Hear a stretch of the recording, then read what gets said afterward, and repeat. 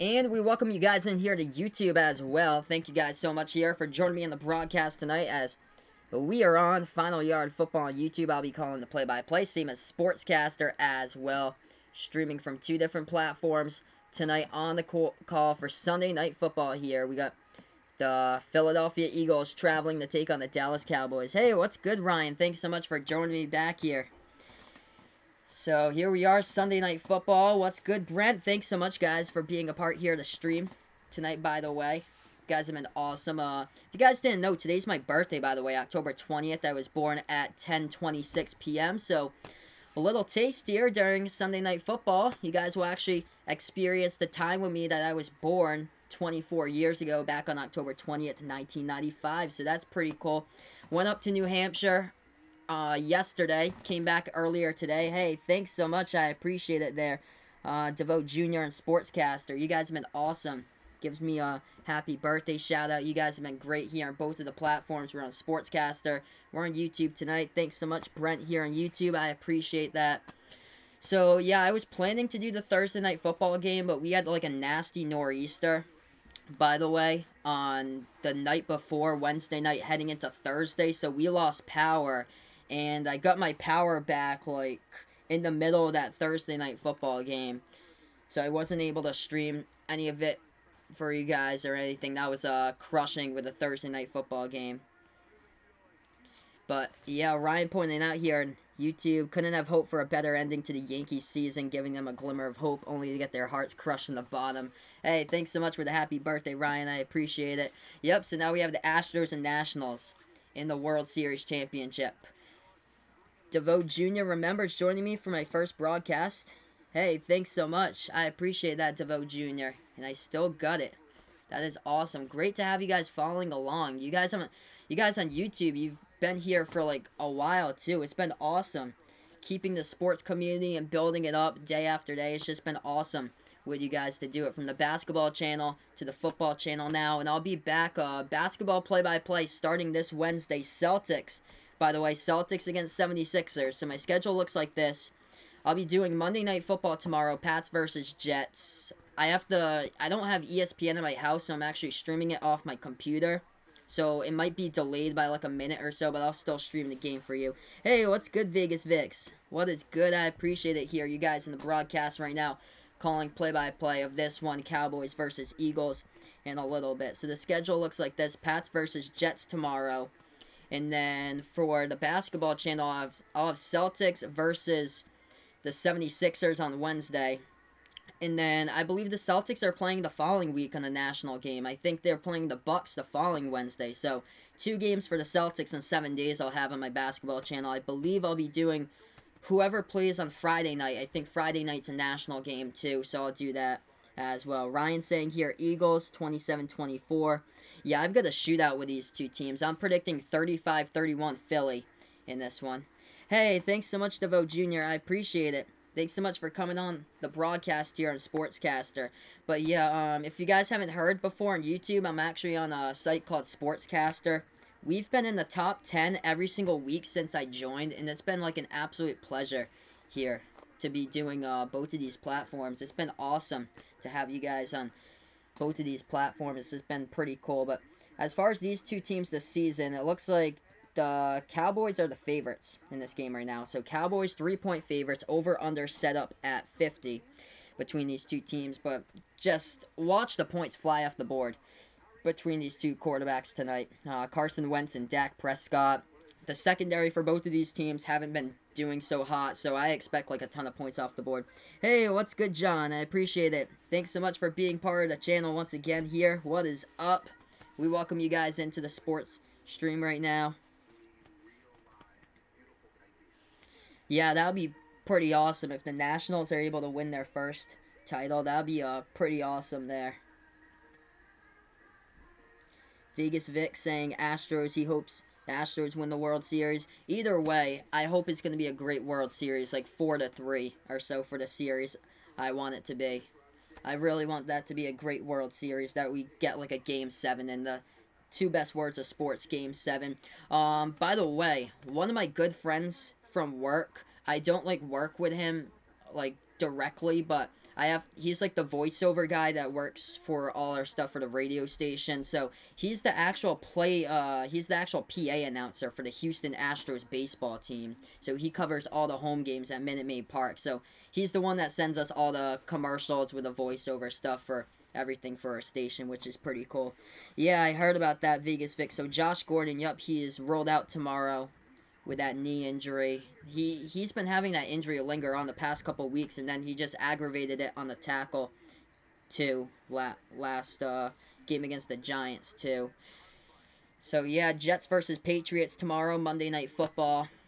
I'll be streaming that game for you guys. Or so it might be a little bit delayed here because I'm streaming off a laptop. I think it's like a minute or so delayed or so. But I'll still have it for you guys. Yep, Rex Burkhead, too. Just, man, Rex Burkhead still hasn't been able to get healthy since he went down, like, I think, like, about a month ago or so with Rex Burkhead. He's always been, like, an injury problem. Like, I think last year, Rex Burkhead came in towards, like, the very end of the year for the Patriots and finally played because I remember he made an impact against that game that they, like, beat the Jets 38-3 to close out the year and, like, right before New Year's. And then in the AFC Championship game, I think he had like 2 rushing touchdowns. But yeah, I am back, guys. John's saying here in the chat, no one likes baseball. Just I'll stop pretending. Yeah, I've been a huge baseball fan. By the way, it's just totally different now. Like the entire course of the game is just entirely different. I think because the game's got a whole lot slower, like the past couple years and so. So I'm not really for how the game has just like changed over time, but I still enjoy watching the game though. I just wish it could pick up his pace. I did, by the way, go to the Baseball Hall of Fame like a week ago. Last Sunday I went to the Baseball Hall of Fame for my early birthday present. So we went out to Cooperstown. That was an absolute blast. And I did myself like on my Sportscaster stream I did Cooperstown review too. So check that out on the Sports Dish, but we'll get to the kickoff here in just a moment. Yeah, Falcons right now, oof, just terrible.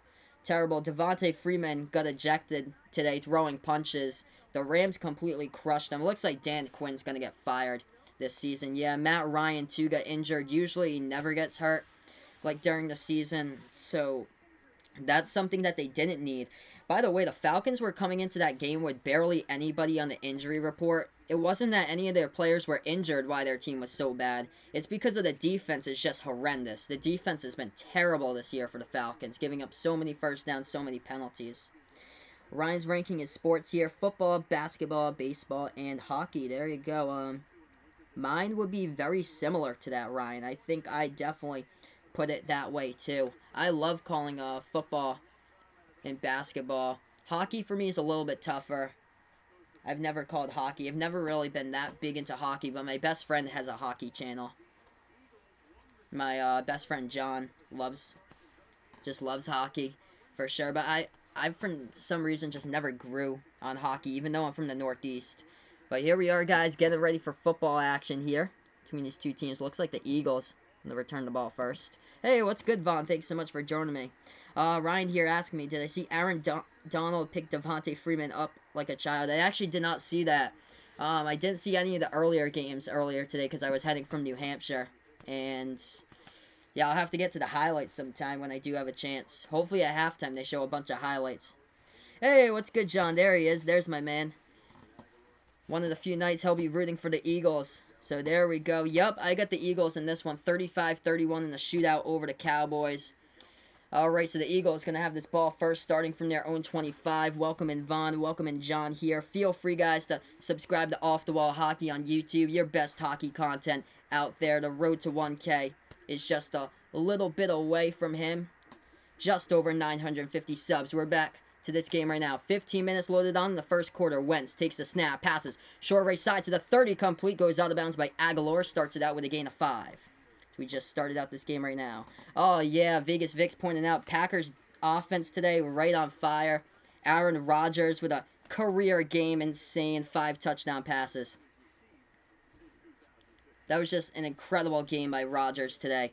And it really showed the true colors of the Raiders or so. Everybody was like, are these Raiders for real at 3-2? It's like, No, not today at all. Packers look legit, though.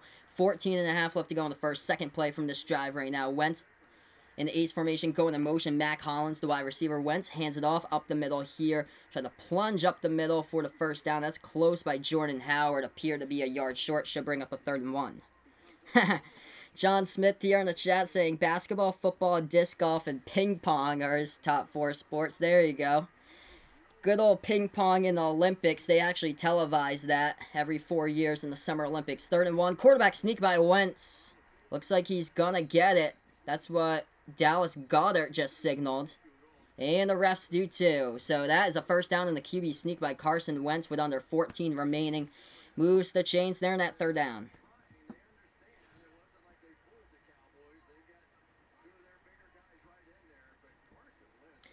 Ryan's glad he didn't play Aaron Rodgers in fantasy. Definitely. Who in the world had Chase Edmonds on their fantasy team? That's what I want to know. 3 rushing touchdowns today for the Cardinals. That was ridiculous. 13.5 left to go in the first quarter. Shotgun formation now. Wentz about to take the snap here in just a moment. He does. Back to pass from the play action. Wentz passes, airs it out deep down the right sideline. Here we go, and his receiver loses his footing with a flag down. Intended for Alshon Jeffrey. It looks like that's going to be PI in the secondary by Dallas. Should be a first down to Philly. Vaughn saying here, 49ers game was so boring. I can only imagine 9-0, and I believe that game finished in like 2 hours and 35 minutes. That has to be like the quickest game in like a decade or so. Like I wonder what the quickest game ever has been in like the NFL. But that one has to be like the quickest game as far as I can remember in like at least 10 years. Okay, so there was a flag in the play. They're not going to say pass interference by the Cowboys. Then they'll say tangled feet, incidental contact as Alshon Jeffrey was working on his DB right there for Dallas, where there was no penalty by Chidobe Awuzie, so no foul on that play. So it'll just be a 2nd down and 10 coming up here with 13:18 left to go in the first. Yes, so yeah, Dolphins were up 14-9 against the Bills early on, and yeah, the Bengals were up in their game too, and of course, typical Bengals just could not get the W today against Jacksonville. Shotgun formation. They take the snap. Wentz pass over the middle. Complete past the 40. Turns out field. Oh! Loses the football. And the Cowboys fall on it around the 44-yard line. As they get that recovery right there. Helmet on the football. Jars it loose. And there you go. On the recovery. I think that was Malik Collins who got it. We have 13-10 left to go in the first. Wow. That is a costly turnover right there. Oof. Vander Esch coming up on that tackle. And that was definitely a helmet on the ball. Vander Esch tried to wrap him up. I think it was at 54 for Dallas. Right there, came in to that. And got his helmet right on the ball. Oh my gosh, Vaughn saying thoughts about UConn football. Oof. I think better luck playing in the FCS there with Villanova. And join the teams that you should play in the Big East in a couple of years in basketball. It's all about basketball. Just don't play football. Shovel pass by Dak as they have the ball. That's about a gain of 6 or 7 on the pass right there. Ryan saying here, nobody in his league is picking Edmonds off waivers after he saw that. Wow, you got to take advantage. Pick up Chase Edmonds now. Who would have ever believed, not David Johnson, but Chase Edmonds would be the one to get 3 touchdowns today and over 100 rushing yards. That was crazy. Alright, ball at the 38-yard line here. Dallas inside Philly territory. So they're in the I formation here at this point. Dak under center. Takes the snap, hands it off to Zeke. Zeke past that 40-yard line, moves up to about the 35, close to the first down. It's going to be close. See where they spot the ball. Should be either 3rd or short. That's what they say. 3rd or short coming up. Yep, John saying here, UConn should cut their football program. Yep. That or just move down to FCS, or if you really want to still play in that FBS program, just go to independent. Play what UMass does. Just go to independent over there and create your own schedule and play against easy teams. Or you can be like Hofstra and cut your football program in general. Here's the quarterback sneak. Dak goes up the middle. Oh, he keeps on going past the 30. Have you ever seen like a 7-yard QB sneak? Now you have right there for the first down by Dak, just pushing the pile forward right there. That was crazy. So 1st and 10. I believe they're past the 30 here with the football and they're 11.5 left to go. Let's see here. Thoughts on UConn women's basketball? They're fire. That's where it's at. UConn women's basketball. And as far as men's basketball, Dan Hurley is trying to reunite that men's basketball program. Hey, what's good, Philip Lindsay? Thanks so much for joining me back here. This is a run. Zeke takes it to about the 25-yard line. My man, Philip Lindsay, hopefully we'll see you on the field for another game. Hopefully it'll be a bounce-back game for you. Sorry it didn't go your way on Thursday, but still plenty of games left in the schedule. Hopefully Joe Flacco can find you some more in those checkdowns, though, because Joe Flacco airing it out's been a huge problem this season.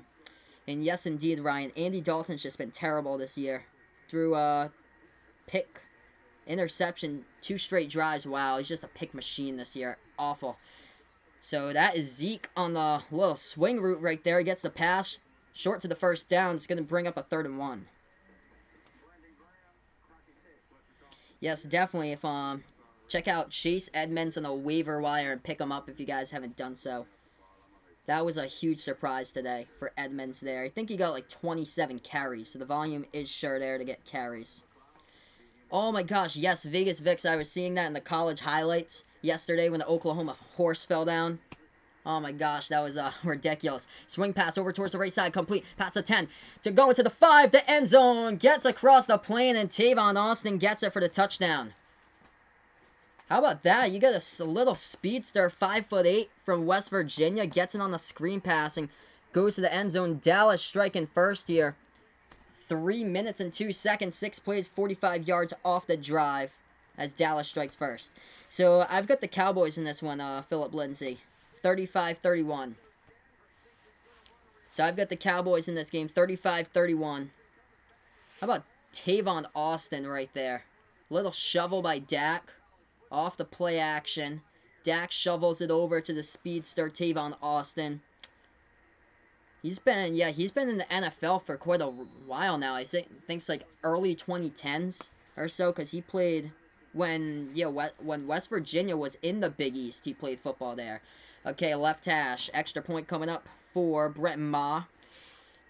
The snap to hold and Maher's kick. This one's good. But 7 on the board right now.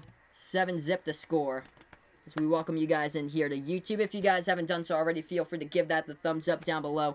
Hit that subscribe button as well. Thank you guys so much for making this birthday absolutely awesome here. Same as you guys on Sportscaster. It's been a pleasure here being inside the top 10 on Sportscaster every single week so far since my incorporation into Sportscaster, which has been awesome. We keep on grinding out each and every day. Vaughn saying here Notre Dame has to be in a conference. Yeah, they should definitely like be in the ACC for football. Hey, thanks so much, Vaughn. I appreciate it. They do ACC for basketball, but it's just so weird why they've been independent for so long, and it's NBC has always been in like the televised, like they have the television rights to Notre Dame football just for the home games though, and some of the home games, like the teams that they host at home, some of them are like why do they even have that televised on like NBC or so? Like some of the teams they played in the past, like Miami, Ohio, I think they played. I think they played UMass like recently, and they put it on TV, of course, because it's a home game at South Bend. Joe Burrow, Vegas Vix pointing out, he is on fire. He's just like crushing it right now for LSU. How good he's been. Oh, yep, John pointing out. Yeah, that was quite embarrassing on that tackle for the Eagles, my number 38. Oof. Yeah, that was quite embarrassing right there. Can't wrap up. Embarrassing like the Cincinnati Bengals effort tackling the running back all year long. Tackling anybody. They just cannot wrap up. Deshaun Kaiser on Notre Dame. That's a classic right there, Ryan. Hey, thanks so much, Vegas Vix, for the birthday cake. I appreciate it. Ryan saying here, I think he thinks that the Jets will lose by 14 or less tomorrow. Yeah, I've got that. I think the Patriots are in for a trap game tomorrow. Historically, the Patriots the past couple of years haven't really played that well on Monday Night Football. They did lose 2 years ago against the Dolphins, 27-20 on Monday Night Football. And last year they won the Bills 25-6, but that game throughout like the first half, that was closer than you all think. How they grinded it out. Devin McCourty got a pick six in that game off of Matt Barkley, which changed the entire scope of the game. Because I remember the Patriots early on were just kicking field goal after field goal after field goal. The score was 12-6, and then they ran away with it, and the final was 25-6. So historically, the Patriots haven't done so great on Monday Night Football. I think the spread right now is at 10 the last time I heard. I still got the Patriots to win because of that defense, what Vegas Vix pointed out, how stacked the defense is. But I think it's going to be close. So the Eagles just got the kick return from their own end zone. They took it out. They got tripped up around their own 25-yard line. There's a flag down on the play. We're going to check the flag. Yeah, Vaughn pointed out Wisconsin lost to Illinois yesterday. So Illinois with a huge upset against Jonathan Taylor in Wisconsin. So this flag on the play, it looks like it's on the Eagles on the return team for holding. So first down coming up for Carson Wentz and the offense. Yep. John put in here, Jets covering the spread tomorrow. I think it's going to be less than whatever that point line is at 10. I believe it's at 10. So I've got it. I think I predicted 21-13 or 20-13 Patriots would win that, but I think it's going to be another one of those grinded out type of games. Hey, what's good, Gold Horns? Thanks so much for joining me here. I appreciate it. Okay, 1st and 10, ball spotted at their own 10-yard line now for the Eagles. Shotgun formation for Wentz. Wentz takes the snap. HB toss over towards the right side. This is rookie Miles Sanders past the 10. Dragging tacklers along to about the 15. Gain of 5 in the carry. Yeah, that's why I was going to... How in the world, like Vegas Vix pointed out, Wisconsin losing to Illinois. Like, football, basketball now... Like, both of those programs are usually, like, terrible. Was just a huge shocker yesterday. 9.5 left to go in the first quarter. 2nd and 4. Coming up here on the field. Shotgun formation. Right now with the 15. Wentz in the gun. I know Ertz, tight end, lined up towards the right side. Wentz takes the snap. Back to pass. Looking right. Oh! Stripped to the football. Here it comes. And let's see who falls on this. Does the Cowboys have it? Right at the bottom of the pile. We're going to see here once the refs sort that out. That might be Woods. Right on the bottom. Antoine Woods for the Cowboys. And the Cowboys recover. 2nd forced fumble. Right now in this game with 9:14 left to go. This is ridiculous right now. So, there you go. You already start out with +4 in the fantasy board for this Dallas defense coming out of nowhere here. A forced fumble on the play. Who was that? DeMarcus Lawrence coming in from the edge. Yeah, I think it was Lawrence right there. Stripped Wentz of the football, and that ball was down on the ground and recovered by the Cowboys. Wow. That's just unfortunate right there. There you go, Gold Horns. Good old, yeah, I'm doing the Celtics stream, though, on Wednesday. It's gonna be one of those NBA seasons or so. Alright, I formation going up on the field right now. This is crazy. Dak with the football at the 14-yard line of Philly territory. So 14-yard line, they hand it off right side counter to Zeke. Zeke past the 10. Oh, bulldozing his way to the end zone touchdown.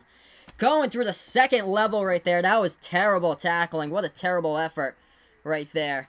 Whoever he was, he just completely bulldozed him down and ran him into the end zone. Yeah, I cannot wait for Celtics season. That's going to be fantastic. Cannot wait for March Madness. That's going to be great. As far as seeing some of the other teams in the NBA, not too excited there. But hopefully our Celtics can have a fantastic year. That was a ridiculous run, guys. Zeke just lowering the shoulder. 2nd level he got it to right there. We're going to check that knee. That knee was close on the replay, though, from the side cam. But yeah, I'll have, on my basketball channel, I'll have the Celtics game for you guys this Wednesday. And I believe a game on Friday if it's, like, 2 good teams. Yep, Vaughn. Astros beating the Yankees. Astros moving on to take on the Nationals in the World Series.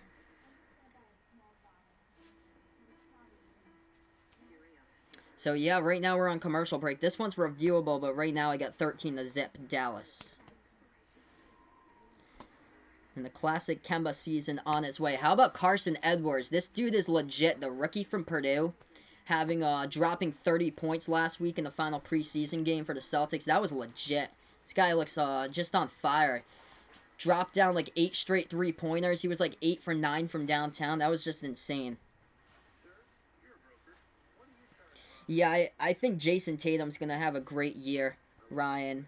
I hope he can just have a fantastic season because this offense and this whole team, basically, offensively and defensively, it's all now up to Jason Tatum and the young guys for the Celtics.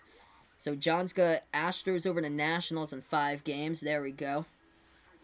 Carson Edwards, indeed, Vegas Vic's balling up. Cannot wait to see him in the rotation as a player right off the bench. This kid's got some skill, definitely. He looks like a younger Steph Curry out there.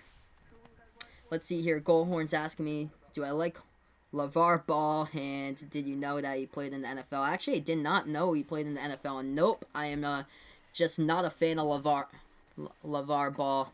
Goldhorns, that's a classic no to the Big Baller brand, which got like an F by the Better Business Bureau 2 years ago. That is a nice no there. Nice, amazing sixth man, Ryan pointed out, for Carson Edwards. Hopefully they get him some playing time in there. Also, Taco on his 2-way contract, so he's going to be playing like, I believe like 40. He can play, I think, at least 40-something games in the NBA for the Celtics if they do use him. But Taco will be playing most of the year up in Maine for the G League team, so that's where Taco will be playing on this 2-way contract, along with Tremont Waters, I believe, got the other one from LSU. That guy's little speedster out there on the court, knows how to strip the ball out. I think he's like 5'8".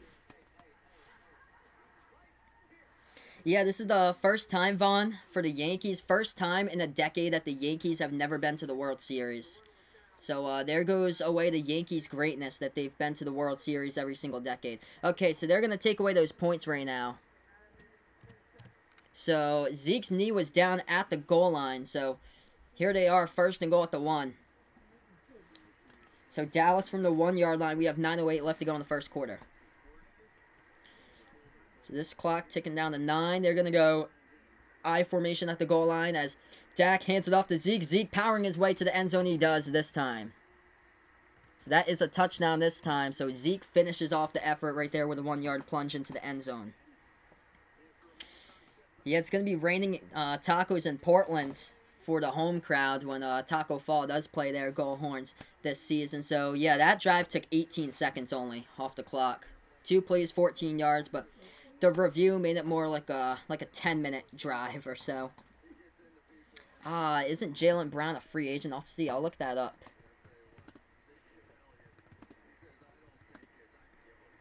Let's see.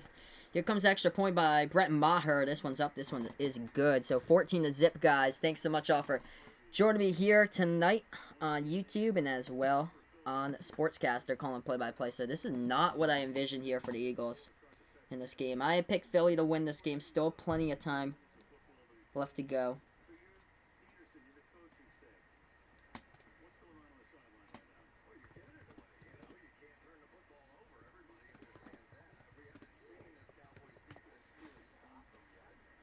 Hey, there you go, Ryan. Gonna get some Red Claws tickets there. That's awesome. Alright, so yeah, Jaylen Brown will be a free agent in July. So yes, Jaylen Brown will be a free agent this coming July.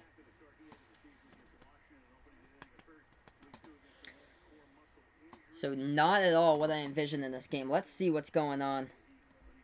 As far as 2 forced fumbles, 14 points off a turnover so far in this one, and the Philadelphia Eagles offense just hasn't been on the field right now because of these just stupidity of fumbles in this game right now. Wentz got stripped from behind, and Dallas Goedert on the reception fumbled on the first drive. So the Eagles will receive this one. They'll take it. They took it out way slow from their own end zone. And what are you doing, Miles Sanders? Delay from his own end zone, 3 yards out, and he gets tackled. Didn't even make the 10-yard line right there. Ouch.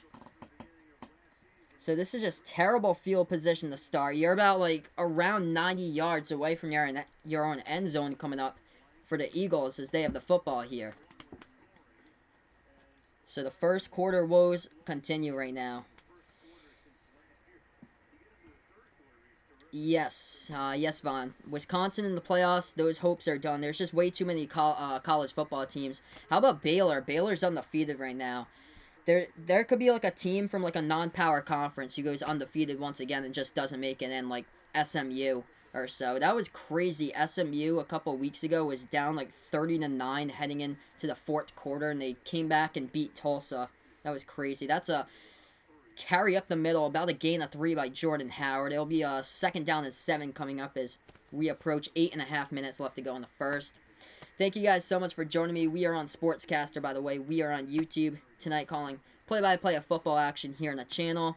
I'll be back on, back on both of the channels actually tomorrow for the Pats game. So Pats versus Jets, both of these platforms tomorrow, and then Tuesday I have my game picks of the NFL weekly, like every single week at Tuesday nights around 7 on Sportscaster. Shotgun formation, Wentz from the gun, takes the snap back to pass, and he screens it off towards the left side here. Jordan Howard gets tripped up for like a loss of 4. Oh, man. Leighton Vander Esch coming in right there, tripping up Jordan Howard from behind, and just the struggles continue offensively for the Eagles tonight. This is just a problem right now for Philadelphia. Hey, what's good, SW Michael? Welcome in here to Sportscaster. I appreciate it, my man. You do an awesome job streaming there, too. Keep up the good work. Vegas Vic's feeling Robert Williams, thinking that he's going to ball out this season also. We'll see if he doesn't get hurt.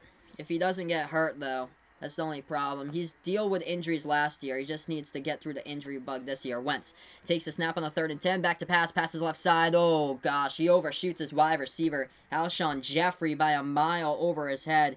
There's a flag coming in late, though. We're going to check the flag. Wentz came down. Yeah, Wentz came down on the ground, and that is roughing the passer by the Cowboys. So that's an automatic first down by Philly. Oof.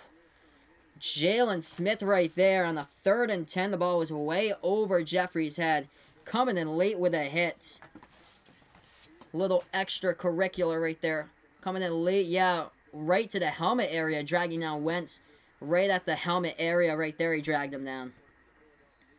Oh, yeah, Vaughn. Pointing out Minnesota. Well, we're going to see. We're going to really see what Minnesota's made of with their schedule gets a whole lot tougher in November. They've played basically like cupcake teams the first half of their schedule, but they're undefeated too. They got a very tough schedule coming up towards November. We'll see what Minnesota's really made of in college football. So first down now at the 27. They hand it off up the middle. Oh, big hole here. Jordan Howard past the 35-40, going to about the 44-yard line. Picks up the first down on the carry. That's a good run. About a gain of 16-17 right there.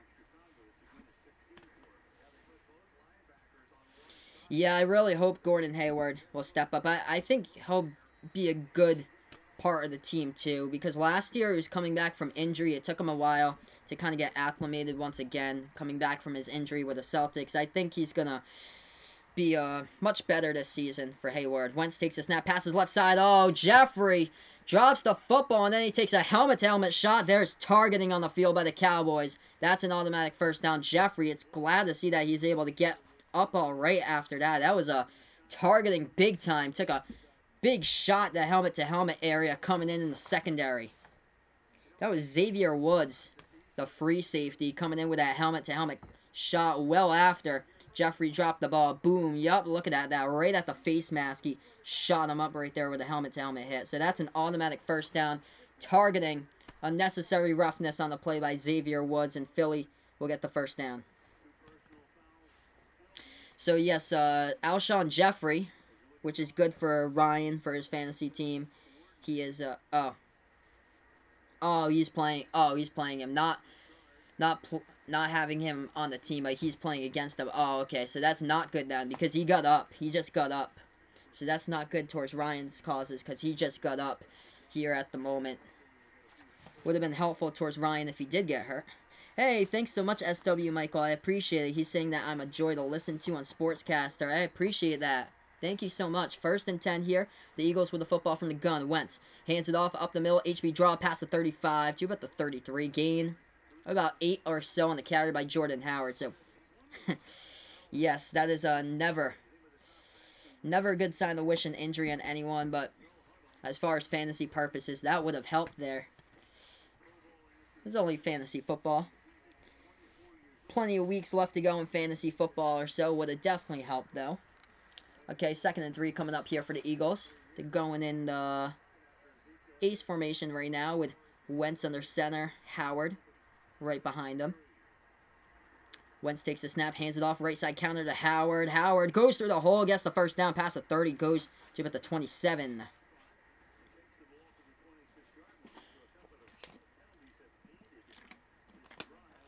So we have 5:45 left to go in the first quarter here.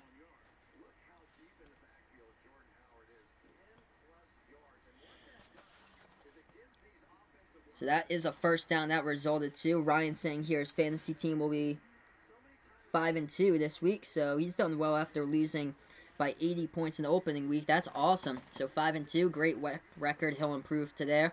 Handoff up the middle, nothing there. To Jordan Howard, lost a 3 in the carry. He's going to bring up a 2nd and 13 from about the 29-yard line. Vaughn saying here, no one in the ACC can't compete against Clemson. Well, North Carolina was the best shot, but unfortunately, Sam Howell, the quarterback, couldn't get the 2-point conversion, and they lost by 1. So the ACC has just been really weak. It's just been Clemson and then a bunch of teams just scattered right behind that's been in the top 25 and then just got knocked out of the top 25, like Wake Forest was in the top 25, Virginia was in the top 25, and then they all got knocked out of there. This is from the shotgun formation. Wentz takes the snap, 2nd and 12, dials it up towards the end zone, leaping and going up for the touchdown. There you go. Dallas Goedert, the number 2 tight end on the team, receives it, gets the touchdown. 14-6 to score, 7 plays, 87 drives, 4 minutes, 18 seconds off the clock. This has been a great game so far here. Been a really, really great game so far. Oh, wow, Ryan's up by 50 there. Yeah, less points against really helps if you're in like a tiebreaker to go for the playoffs, and that's what the tiebreaker is for the league. So that would help to have less points against.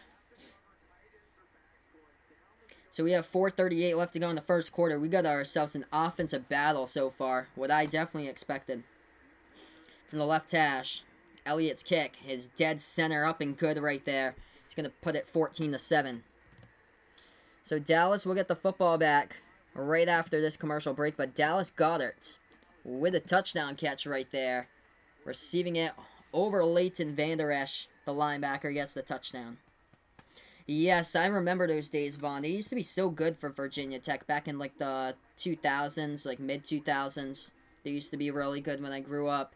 When they had Tyrod Taylor, too, they used to be really good. I think that'd be, what, 2011, I think, or 2012 with Tyrod Taylor at Virginia Tech. I remember, though, they lost one of their games. It was very early in the season, and they went, like, with a record of 9-2 or 10-2, and it was a game. It was embarrassing. Virginia Tech lost, like, early in the season, and it was against James Madison, who they lost the game against, like an FCS school. That was just an embarrassing game.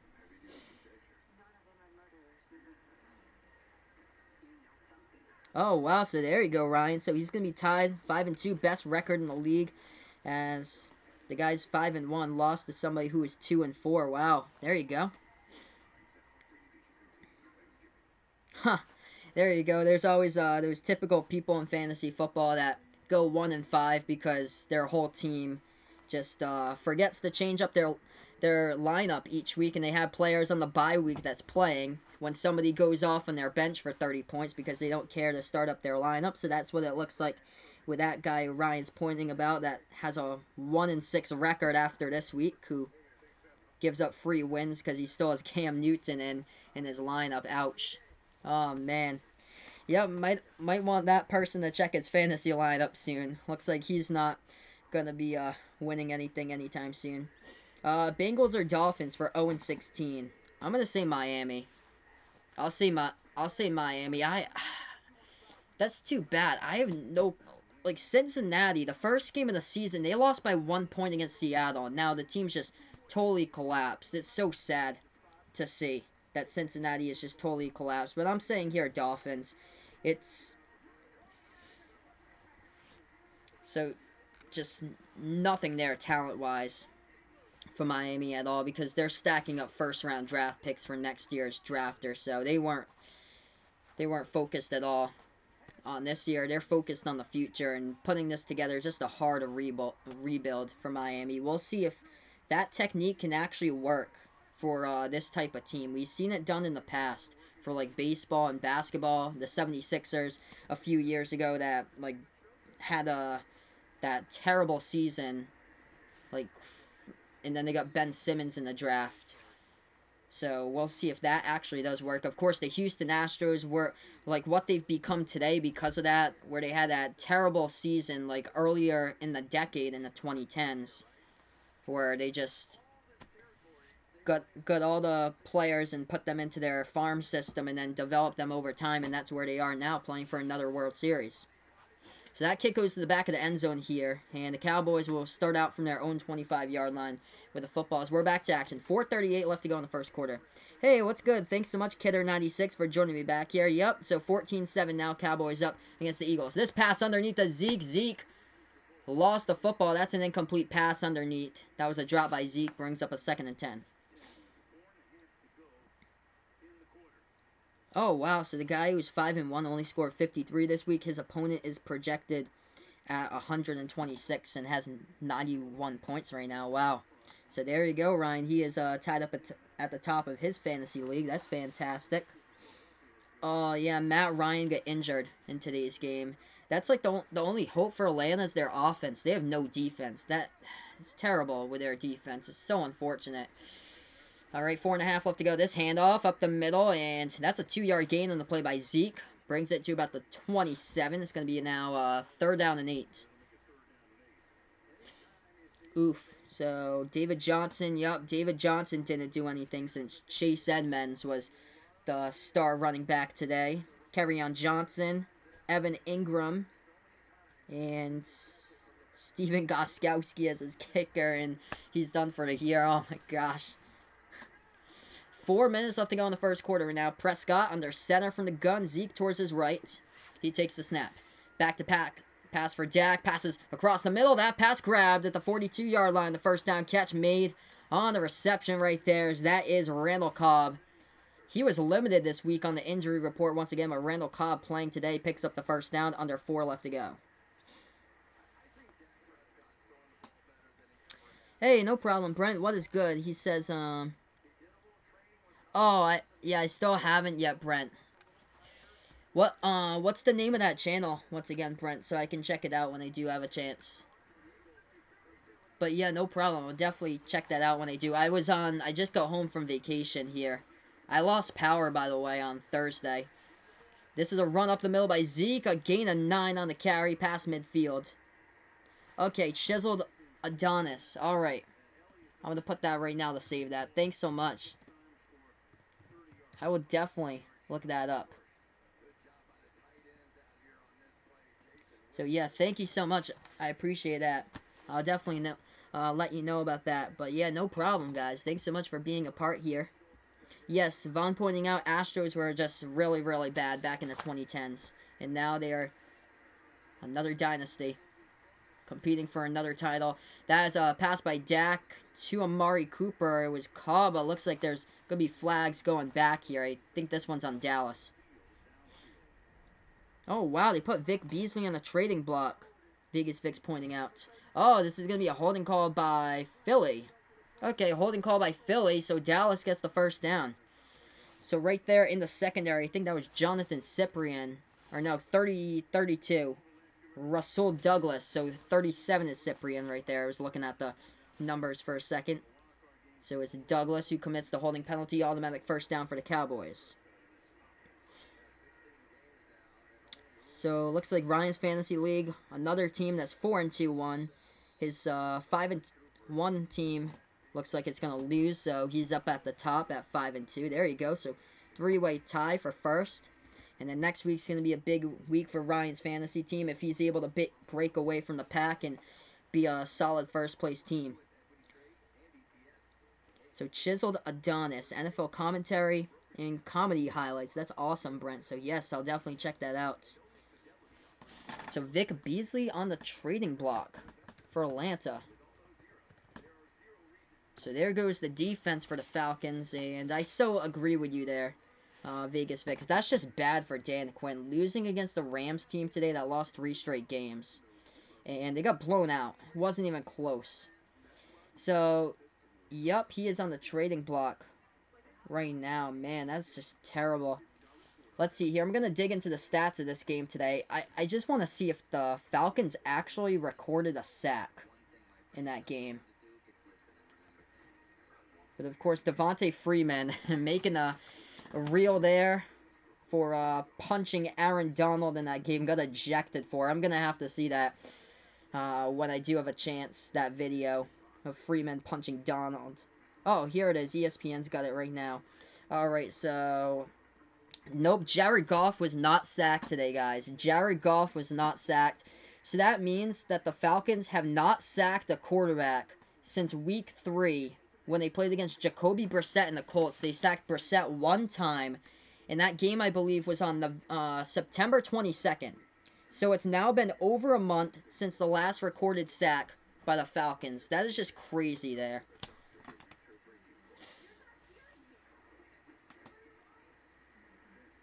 So Ryan's playing somebody in fantasy. 3-4 record. Didn't set people for buys. So yeah, hopefully he has the buys coming up. If he didn't set anybody on buys this week, it's probably like next week or the week after. I know there's a big bye week coming. I think it's it's where like a bunch of teams have bye week. I think it's like week 10 or week... Yeah, I believe it's week 10, which is the big bye week where most of the teams have it, I believe. So that's the week you really need to make sure your fantasy lineups are in order and that they're really deep. So Von saying here, next Falcons coach is Hugh Jackson. We'll see when they make that switch, but it's looking like it's going to happen this season, what it looks to be with Dan Quinn now. I don't think he's going to make it through the entire season. So we're back to action right now. 2:15 left to go before the end of the first. This is a HB run up the middle to Zeke, and Zeke just got chopped up right there for about a gain of 3 or 4 in a carry. He's going to bring up now a 2nd down.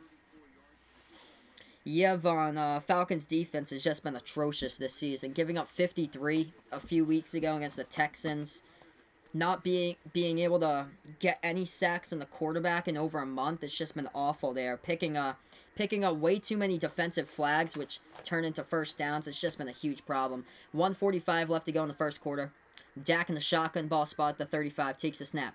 Back to pass by Dak. Steps up into the pocket. He is sacked. Draw back at the 41-yard line. Coming in with a sack right there. As that is Derek Barnett, the defensive end for the Eagles. He gets the sack of the play as we're under a minute and a half left to go in the first. I got to see that later. Aaron Donald picking up Devontae Freeman like a child. I have to see that replay when I sign off here after my stream. That's fantastic, man.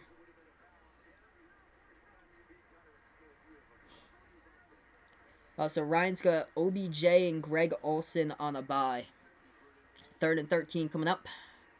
Dak from the shotgun. Watch out, Dak. Pass it down as he gets dropped all the way to the ground. Nobody in the area. He was out of the pocket, though, so no grounding there. 3rd and 13. It's going to be 4th and 14 now with an incomplete pass. So stops the clock with 53 seconds remaining. The Cowboys, after 2 defensive points off of turnovers that they had with those 2 turnovers that they took in the points into the end zone, now they're going to have to punt this football away. So 53 seconds left to go before the end of the first quarter. They're going to have to punt this away with their punter here in just a moment, Chris Jones. Standing right behind the Dallas Star at the 45. Jones gets the snap, and they'll boot it off here to Philadelphia. Philly with the ball, and they call for a fair catch from their own 9-yard line. So Philly will get it back from their own 9-yard line in just a moment, guys, as we're on Sportscaster and YouTube right now. There we go, Vegas Vic. See how that would be so funny. Tony Romo coaching football. he just has so much fantastic football knowledge. It's awesome to see him call those games. Like, you can learn so much stuff from Tony Romo right there as the color commentator for CBS. He does it so well, predicting plays. Like, it's just incredible how he does it. It's absolutely awesome. Like, he knows what's coming. He knows if it's gonna be like a fade to the left corner of the end zone or something. He knows like all about what the play will be. Like, watch out for this guy in the one-on-one coverage. I'm thinking here, and they go right there on it. It's fantastic.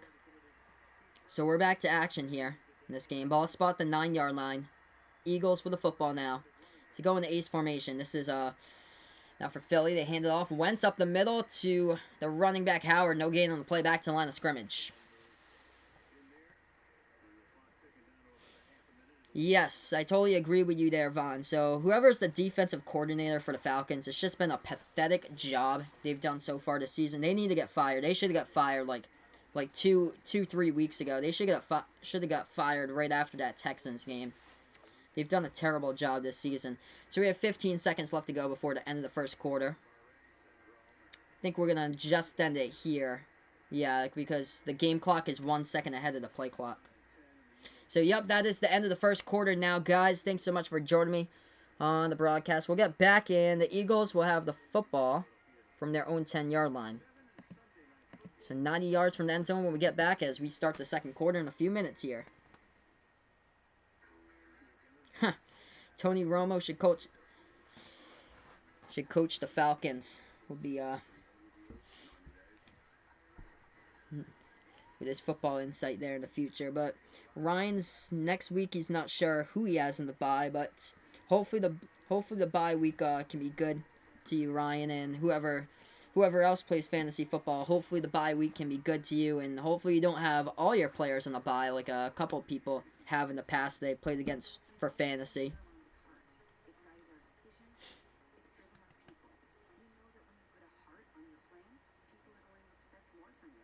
Yep, John Brown and the Bills already had a bye, so they're straight through this season. Carolina and the Browns were their byes this week, so there's OBJ and Olsen out for this week's games. And Ryan hated Phil Simms. I'm so with you right there with Phil Simms. For a pass to be a, what was it? He said, it was something like, for a pass to be a forward pass, Jim, it has to go forward or something like that. That was okay, Phil. We all know about that. Why like reiterate it right there? Okay, let's see who has the byes for next week. I'm just gonna see here who has the byes for next week. Actually, I can find out. I can find out with you guys right here in the scene, I think. Who has the byes? What one? Yeah, what is it? I think it's this one. I'm just going to change my scene over here on OBS for a second. The screen is going to look different for a moment. So, watch this. This is pretty cool. So, I'm just going to change my scene over. This is my top 10 right here. Okay.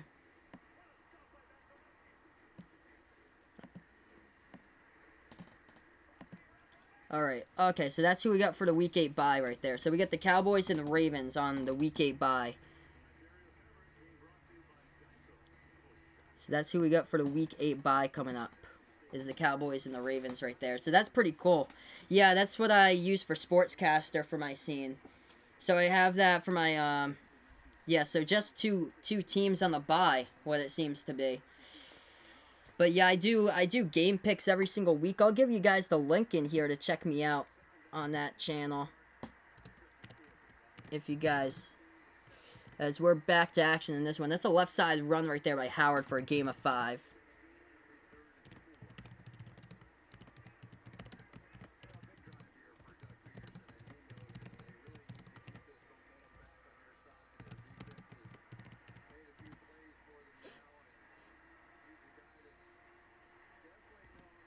So, yeah, I do game picks usually every Tuesday night.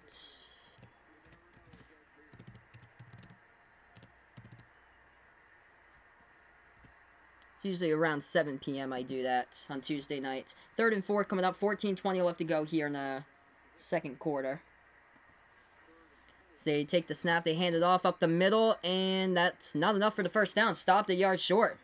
On the carry, that was Miles Sanders on the run. Needed 4, got 3. So not enough for the first down. Yeah, so that's pretty cool. So that was awesome that you guys were able to see me change scenes right there. So I'm in like a program that I have like a bunch of pre-programmed stuff here that I do scenes and stuff like that for. I have like my own baseball program. I have the basketball one in here loaded in too. So my basketball scoreboard and the whole thing looks different because I usually use like a orangish yellow layout for that. That is a kick all the way back, and Tavon Austin calls for a fair catch, the 30. So Dallas will get the football back. They're up by 7 right now.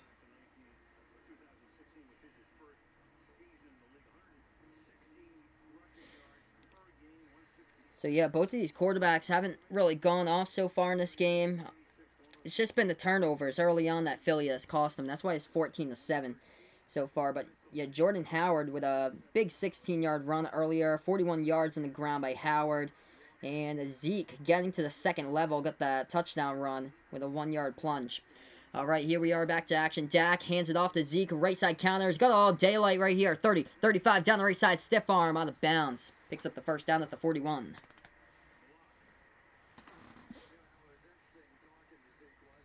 Oh, wow, there we go. Ryan with Green Bay and Jacksonville. He has players from both of those teams there. So, yeah, I wouldn't blame you for not wanting those two teams to go on the bye there. Packers look so strong, Vegas Fix. Oh, my gosh. They look great right now. 13 minutes we approach left to go in the second quarter. Cowboys in the shotgun formation. With Dak. Dak takes the snap. Back to pass right now for Dak. Passes. Left side. That one complete. He's trying to slip past the defender. Couldn't. Michael Gallup, though, for about a gain of 8 on the catch. Brings up second down coming up. 2nd and 2. Oh, wow. Ryan with Aaron Jones. Hopefully you played him a couple weeks ago against Dallas where he had that, like, massive game. He had that 4-touchdown rush game. He's been tough to read into, though. Like, he had that, like, game that he had 19 rushing yards against Denver, but 2 touchdowns in it. He's kind of like been a seesaw, but that was a huge game with those 4 rush TVs. That's a run up the middle. Nothing there, though, for Zeke, except maybe a gain of 1. So they're short of the first down marker. Vegas Vix pointed out Bo Nix against Joe Burrow next Saturday. Wow, so Auburn taking on LSU there for college. Let's see here. I'll check to see who that Falcons defensive coordinator is.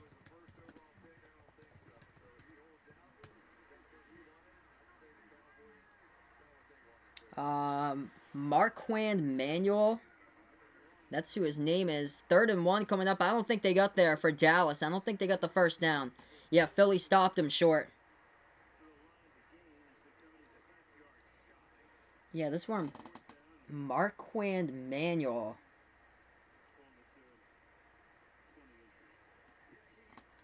That is the name for the defensive coordinator, what it's leading me to. He's a former safety that played in the NFL, it seems to be. Marquand Manuel. So he played in the NFL from 2002 to 2009. And Dallas with the ball. They're going to keep it on the 4th and 1. They throw it out towards Zeke on the first down. So Zeke gets the first down out of it.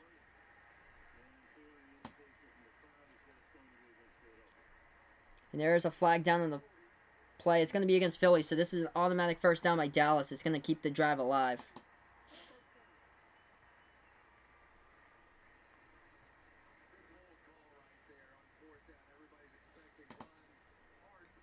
Okay, so actually he must have, because everything's leading to me. When I typed up Falcons defensive coordinator, it came up first thing Marquand Manuel, and then I guess he's no longer the defensive coordinator for Atlanta. It says to 2018. So now it must be Dan Quinn himself. So Dan Quinn has the head coaching duties and defensive coordinator. This is a carry. Oh, what a run. Regains his footing. Gets a first down as he circled around the defense. That is Tony Pollard coming in right into the game. His first run, and it goes for a 10-yard gain and a first down. Okay, so yeah, this is what it says according to this article on Wikipedia. Marquand Manuel, former defensive coordinator, was dismissed by the Atlanta Falcons back on December 31st, 2018 after the team finished with a 7-9 record. So it looks like Dan Quinn is now the defensive coordinator and head coach for the Falcons. So 2 roles Dan Quinn has, and it looks like he's going to be fired sometime soon, as this is a quarterback keeper by Dak. Gets the right side and gains around the gain of 6 on the carry to about the 25. Hey, what's good, Zachariah? Thanks so much for joining me right now. So we're under 10 minutes left to go before halftime.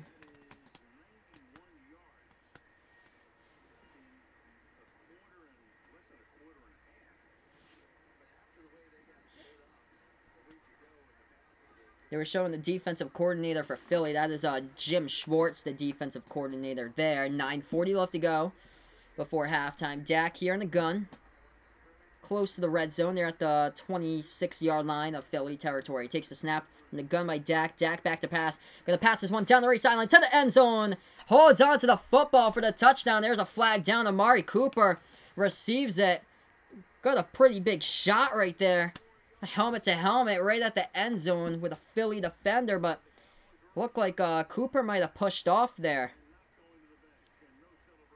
So yeah, no celebration. Looked like Cooper pushed off. Yep, offense. Pass interference by Cooper in the play, so no touchdown. So Amari Cooper with a push-off in the pass interference play. There was also a holding, by the way, by Dallas, so it won't even... not even close to counting anyway, so they're going to have to try it again right now.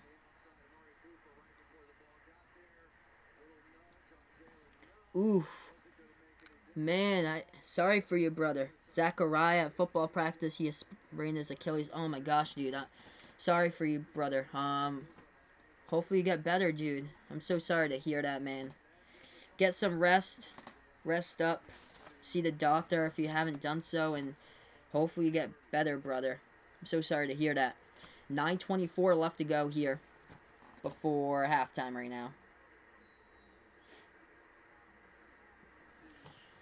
Has Dak Prescott on the shotgun. Zeke lining up to his left. Going in motion towards the left side now is Randall Cobb, the wide receiver. 2 wide to the left, 1 wide to the right. Takes the snap here by Dak. Dak back to pass. Passes right side. Slant. That one complete to Amari Cooper at the 25-yard line. Still, it's going to be 5 yards short of the first down. Brings up a 3rd and 5. So Von's moving to a new house in 3 or 4 weeks.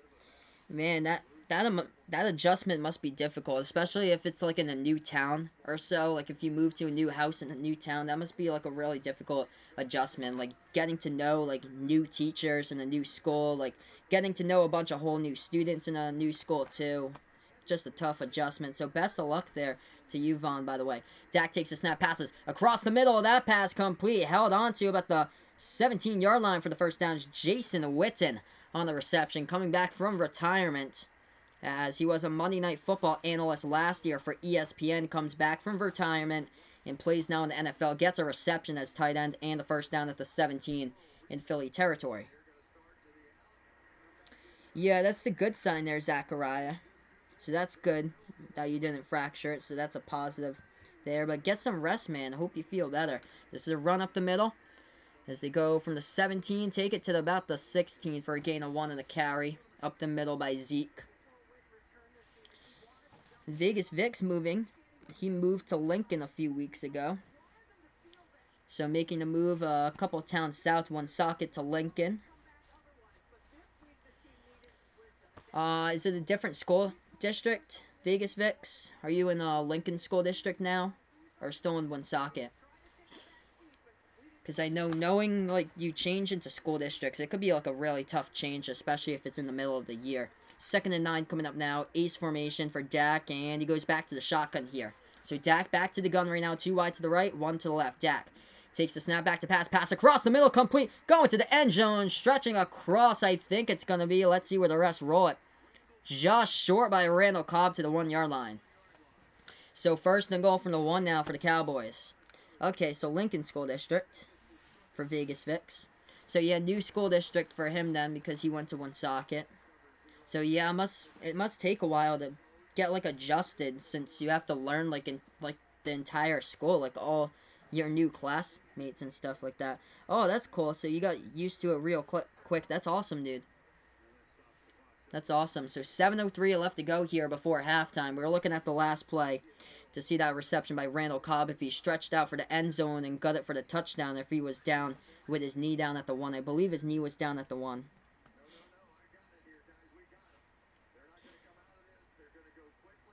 So Vaughn's been living in his house for 16 years. He's 17.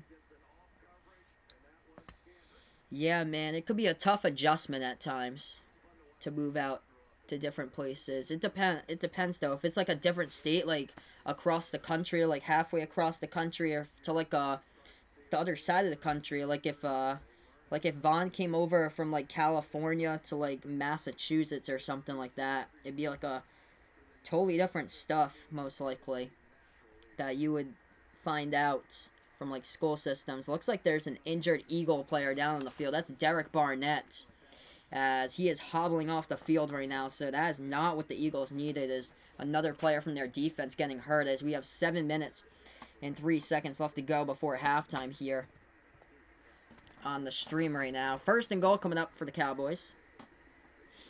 62-minute classes. Oh, wow.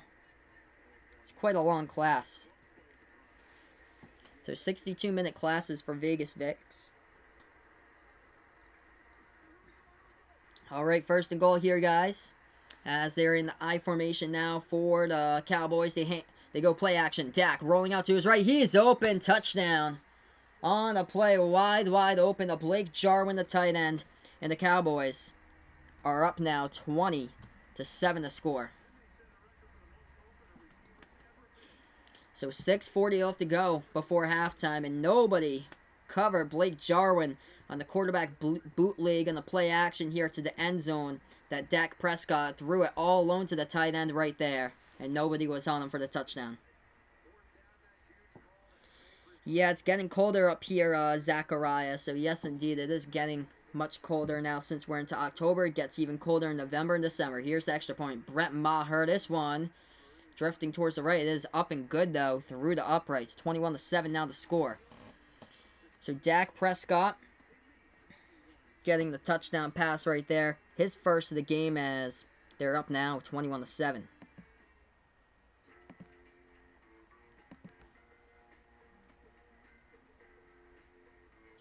So right now we're just currently on commercial break, everyone. We will head back into the stream here in a matter of moments. Thank you guys so much for being a part here of the stream tonight, by the way, as I call play-by-play of football action here.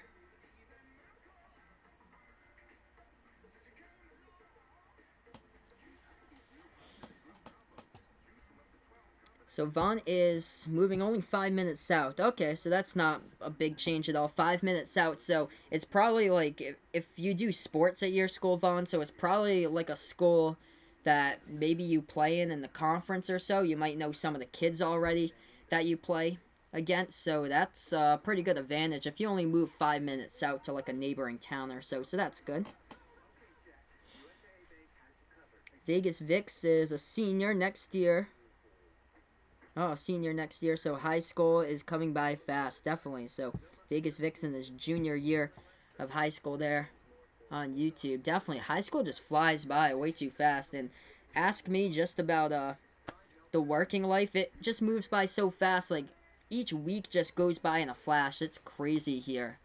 Like, every week goes by right in a flash here at work, working each week since I'm an adult now. I graduated college 2 years ago. College flew by way fast. But yeah, it's that kind of year there that you're kind of like a junior in high school, kind of getting to know, like, or trying to get ideas of where you want to go to college or so. That's what junior year of high school is all about. Like, kind of planning towards college, maybe getting an idea of what you want to do in college. If you're undecided, maybe seeing what colleges offer or so. Everybody's in a different point in their life too, financially. So, um, different colleges offer different stuff for like different prices. So I know in Vegas Vix's area, I know there's CCRI. I don't not sure about the I know there's something about like free tuition that they passed like a couple of years ago with the governor Gina Raimondo in Rhode Island or so for CCRI. But I'm not really sure like the entire details of that. I think that was a while ago, like 1.5 years ago. I feel like, or 10 minutes. So Vaughn is either 5 or 10 minutes south to where he currently lives. So yeah, that's not really a big change. So it's not going from like palm trees over to like pine trees and stuff in like the mountains and like the snow.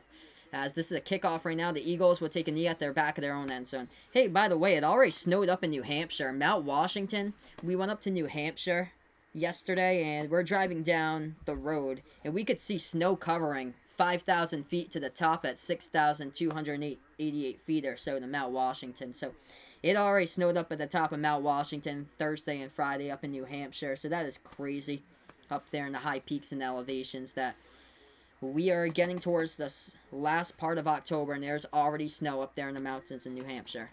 So right now, 21-7 the score, 6:40 left to go before halftime. 1st and 10 coming up for the Eagles now, shotgun formation for Carson Wentz, the quarterback. As Miles Sanders is his running back, takes a snap, play action, Wentz, back to pass, now he's going to run for it, Wentz. Pass the 30-yard line, sliding down, he lost the football. I think he was down, though. I think he was down. That ball got lost on the play. We're going to have to see it on the replay. But I am pretty sure that Carson Wentz slid down with the ball. He was contacted with the ground, and that's why I lost the football. Let's see the call. Yep. So Carson Wentz was down in the field. We have 6:15 left to go before halftime. Let's see here in the replay. Carson sliding. Yes, he is clearly down. So that football is out because of the elbow touching. But his knee was way down before. So he was way down before.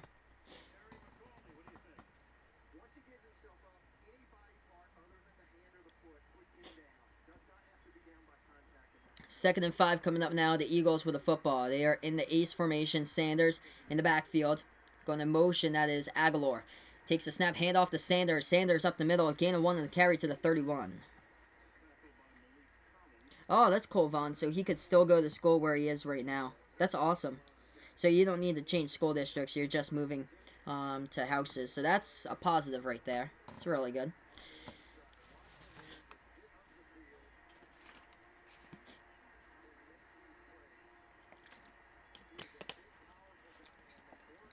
So that's a positive that Vaughn's going to keep at the same school district. That there's really nice people at the school district. There you go. Yeah, bullying is just unfortunate. It happens like everywhere. It's so unfortunate. This pass over the middle, complete. First down, past the 40. At the 44-yard line, Dallas Goedert gets it for the first down.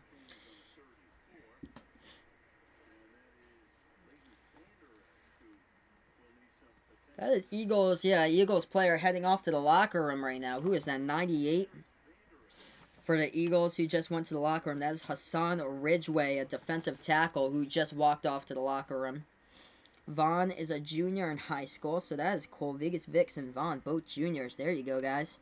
I remember my junior year of high school. That was a absolute blast. That was what? I was 17, 7 years ago now, since turned 24. So, and Ryan, a junior. There you go. So, 3 juniors in high school in the chat. That's awesome, guys. So, yeah, 7 years ago, I was a junior in high school. How time just flies right by. So, right now, we're just on a commercial break. We'll get back into this game here in a matter of moments. 21-7 the score. 5:03 left to go before halftime, and the ball spotted at the Philly 43 with Philly with the football.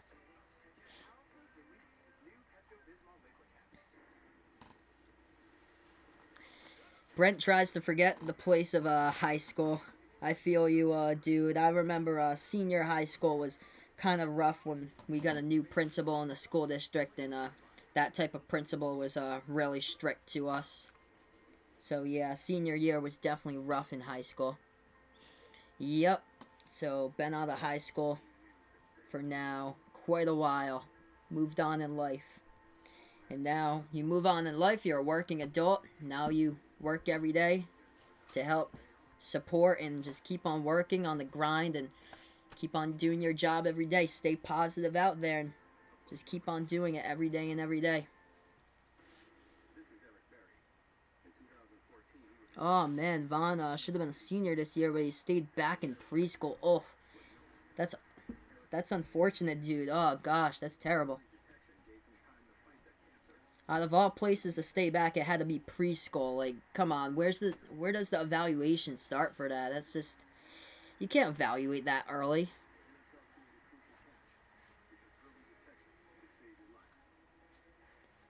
Alright guys, we are right now on commercial break. We will head back into the game here in a matter of moments as we are on YouTube. We are on Sportscaster tonight. Calling play-by-play of this one.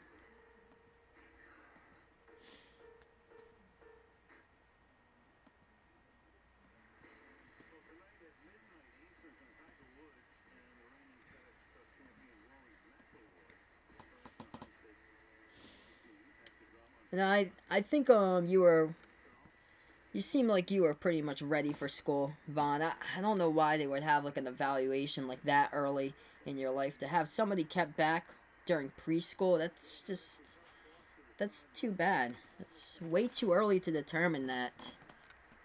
4.5 left to go here before halftime. Ace formation right now as we're back to action.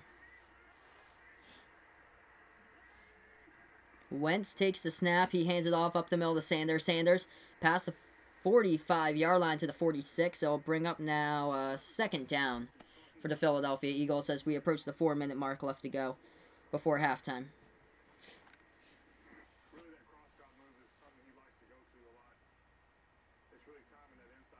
Oh, wow. Man, I feel for your school, too, Ryan. The principal fired all the great teachers after they got rid of a principal and added in another one. Oh, my gosh. That is just terrible there. That's too bad.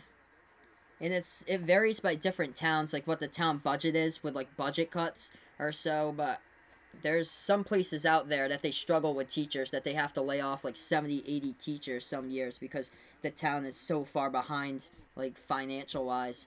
And that's a pass down the right sideline by Carson Wentz. Nobody was in the area, incomplete. I think he was out of the tackle box.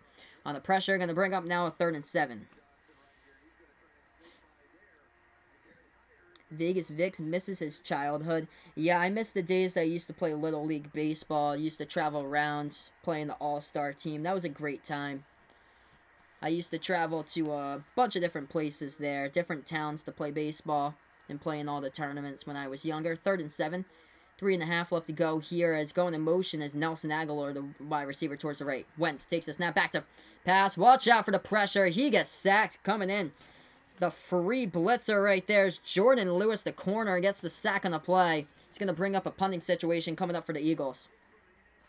So now we're under 3.5 left to go as the Cowboys get a sack right there.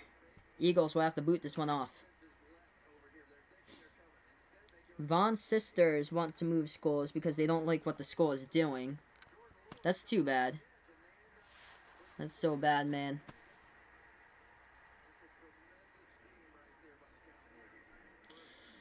So Philly will have to punt this football away. Dallas back to return it, and they do. They take it from their own 13-yard line, trying to make a move upfield there, and they get tackled around the 19. That's Randall Cobb, the returner. The Cowboys will get the football back now, 21-7, the score. As right now we're on YouTube, we're on Sportscaster as well, calling play-by-play of this game tonight.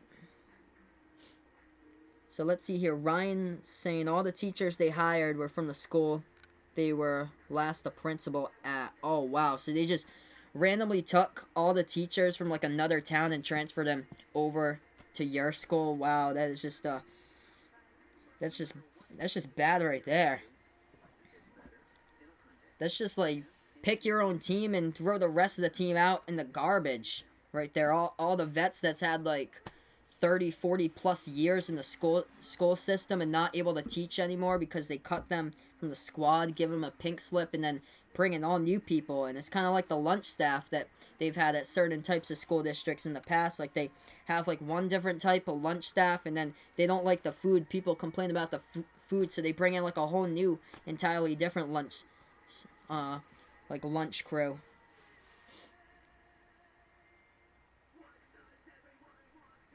Oh wow, so Vegas Vic's taking the SATs there in March. Yeah, I remember that junior year of high school, taking the SATs.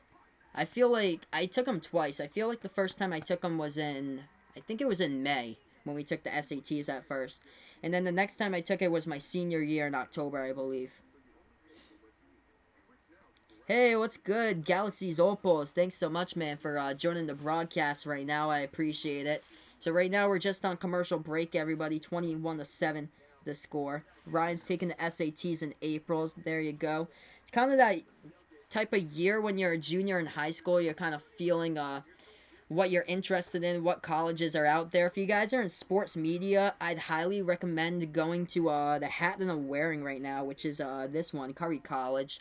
That's where I graduated 2 years ago from college back in 2017. Highly recommend that one if you're from Massachusetts, Rhode Island, or so. It is costly though to get there, but if it's commutable, I definitely recommend it there for the sports media. There are closer options though if you can't get a scholarship there. I toured. It was a college for communication up in Maine too. It was in Bangor. I went to when I was a junior. The summer of my junior year, heading into senior year, I went. It was at Husson. They had a great school. So here we are back to action. That's a handoff up the middle by the Cowboys. Nothing there on the run. Stopped at the line of scrimmage. Galaxy's Opal is not too happy about his Eagles. Yeah, I had bet that in this game I had the Eagles winning this one 35-31. I predicted to be the final, but still they got the second half to turn things around here. It's just the points off of turnovers have been the problem early on. 21-7 now. 2nd and 10 coming up for the Cowboys. So they're from the shotgun formation here for Dallas. Dak Prescott, the quarterback.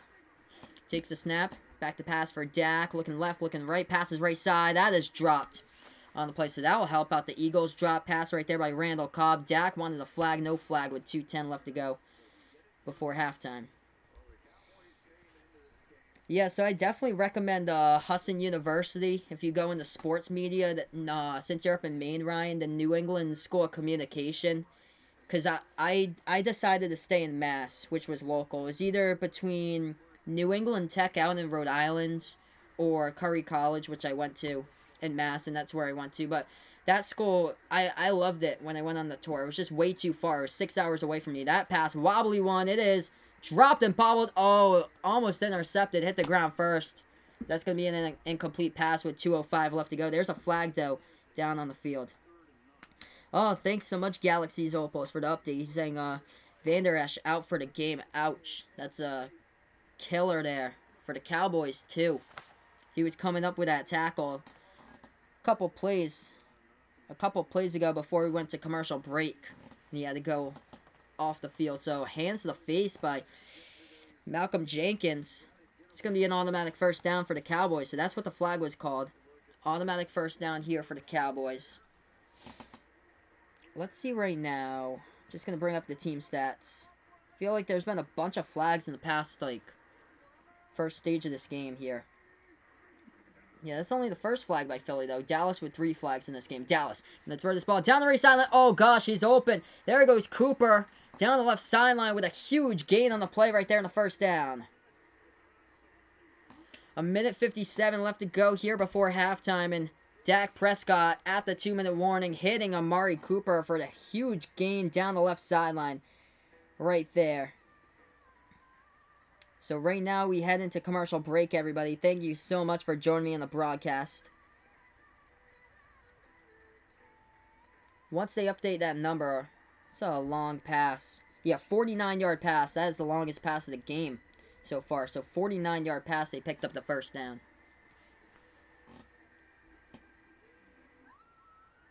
So Ryan's saying here there's a YouTube channel that goes in schools and observes bad kids getting called in by principals. Ha! I gotta check that out sometime. All the troublemakers in the school districts.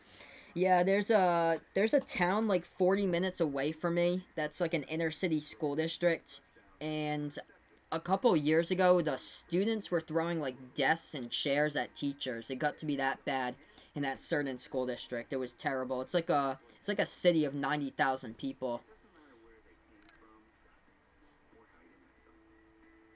Yeah, I can. That would definitely feel weird there, Vaughn. Moving from one house to another, especially when you've got used to that one house for 16, 17 years. That definitely would feel weird there. Ryan likes watching the kids who like to defy authority to get in trouble.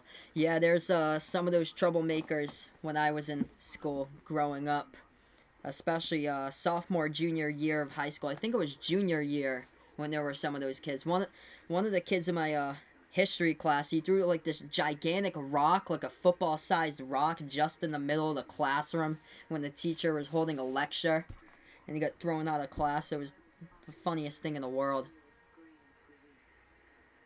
Alright guys, currently we're just on commercial break. We will head back into this game here in a matter of moments. We're on the Sports Dish on Sportscaster. By the way, we're on YouTube as well, calling this game tonight.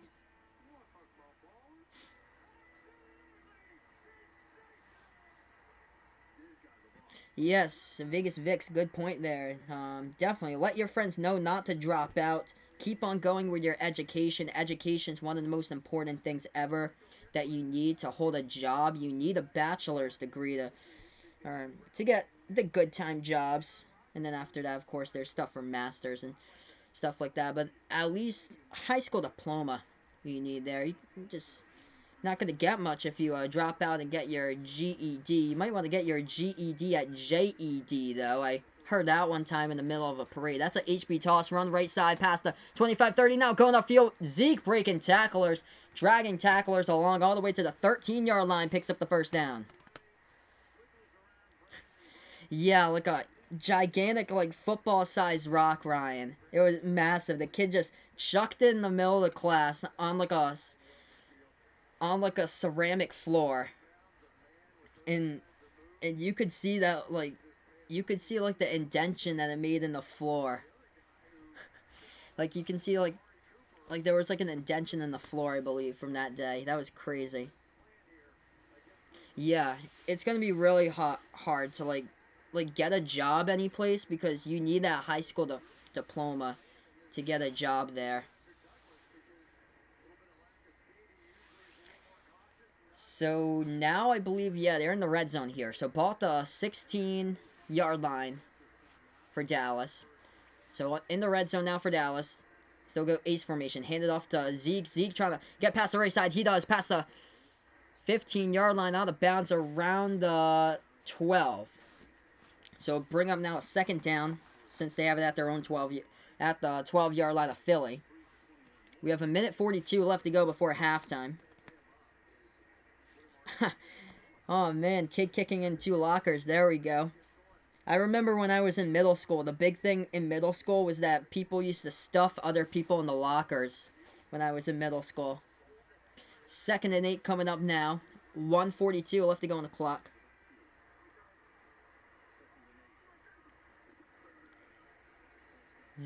Prescott takes the snap, and he threw it behind. Gallup incomplete. Let's see here. Oh, let's see. So yeah, the floor didn't break, Ryan. So the floor didn't break, but it got like an indention from that. Oh, how old was I in 2003? So I was born in 1995, so I was 8 in 2003. So 8 years old in 2003.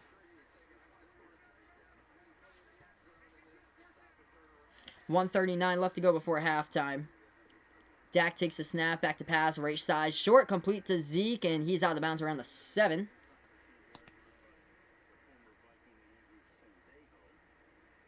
Got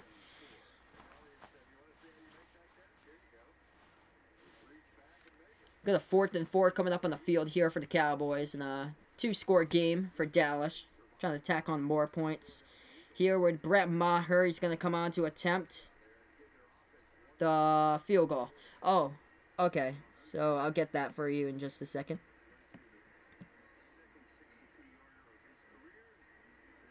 Oh, okay. That just popped up there. Okay. This is a kick by Maher. This one is up. This one is good. So we have 1:31 left to go on the clock. It's 24-7 now. Dallas leading this game against Philly. This is a surprise. If Philly hasn't shown up today, yeah, 2 touchdowns off of turnovers was a problem earlier on. Okay, so the worst thing Ryan saw was on the first day of school when you guys booed the freshmen, but a group of kids got suspended with it, decided to throw a tennis ball at them as well. There you go.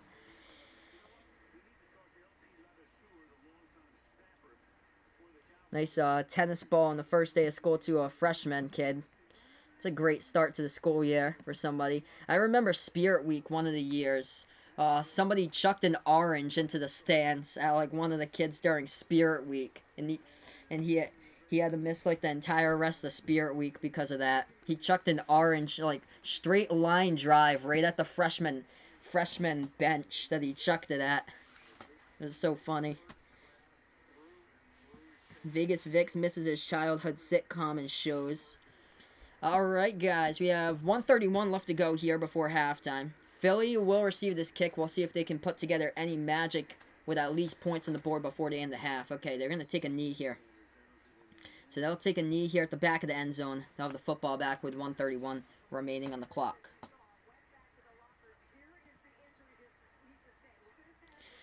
So Leighton Vander Esch with an injury he sustained. Yeah, it looks like a head injury. Right over a top of another player trying to make a tackle earlier on in this game. And Leighton Vander Esch got injured because of that.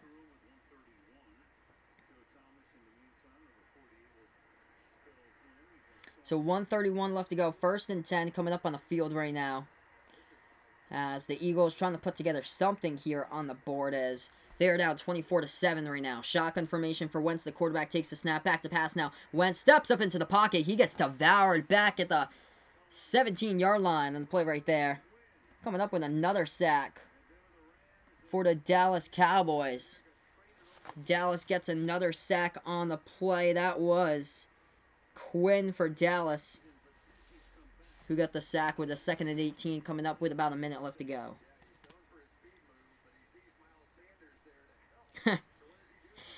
Yeah, there you go, Ryan. I bet it was a scene from Michael Thomas last year in the NFC Championship game where they had to blur that out and show the Superdome scene while Michael Thomas got it all back together on the field. Shotgun formation, Eagles with the football. This pass wobbly and it's incomplete. Lucky that wasn't picked. Lucky that pass wasn't picked. Stops the clock with 43 seconds left to go before halftime. 3rd and 18 coming up on the fields. Oh, what happened, Vegas Vix, during elementary school? If, you don't need to say, but if you like to, feel free, dude. But, man, I feel you, dude. So he's saying here, years in elementary school was the worst. But you are where you are now, which is a much better place where I am guessing there. Much better place here, but that's what we do in life. We just build up, and some years we might not have the best, some years we might be down, but we just keep on bouncing back. Or so I know how that feels, definitely. That's a run. HB toss towards the right side. It's going to bring up a 4th down coming up. Somebody almost broke a projector in Ryan's elementary school. There you go. Oof, they're going to have to paying big bucks to get that back. Oh, I remember in gym class my senior year, we lost out on kickball for the rest of the year because we got one of the kickballs stuck up in the lights, and then one of the kids chucked up his shoe, and it got stuck up there, and then we had to get the kickball and the shoe up, and then somebody decided to chuck another kickball up there, and it broke the entire lights in the gym, and you could see the whole lights spark up, and the whole light panel fall down and crash right onto the floor. So we got that taken away senior year in gym class. No more kickball. So the Eagles will have to punt this football away. Back at the 25, they field it. Now they go reverse field towards the left side. Past the 30. This is Austin. Austin will get out of bounds at the 30-31. So 22 seconds left to go before halftime. 24-7. Just want to go in at half and take it into halftime as this score with 22. So let's see. I'll see what they got for games coming up there, Vaughn. They got Ohio State in their conference if they do play against them. Let's see. I know they got a challenging schedule coming up, but that's usually a team that you never see on Saturday Night Football is Minnesota. You could see them. So let's see here. They're 17th now, ranked. Or they were. Yeah, they're 17th. Prescott takes the snap, pass over the middle, complete to Witten. They're still passing the ball here with 17 seconds remaining. They're going to take a timeout. So Dallas takes their final timeout with 17 seconds left to go before half. All right, let's see. Penn State on the sit on November 9th against number 6 Penn State. That would be the game to do it. It wouldn't be against Iowa or Wisconsin, so no games against Ohio State for Minnesota. But if there were a game that they'd put on Saturday Night Football, since Penn State's always been on there, like they've been on there for back-to-back weeks now, but it would be this one, Penn State against Minnesota. And that would be on November 9th. Because that game right now is to be determined. Alright, 17 seconds left to go before half. They are in the shotgun with Dak, the quarterback. He's got a running back, Zeke to his left side, Witten going in motion. Dak takes the snap back to pass. Passes this one to the right side. Complete first down. That is a gain of about 10 on the pass to Jason Witten down the right sideline. Stops the clock with 12 seconds left to play before half.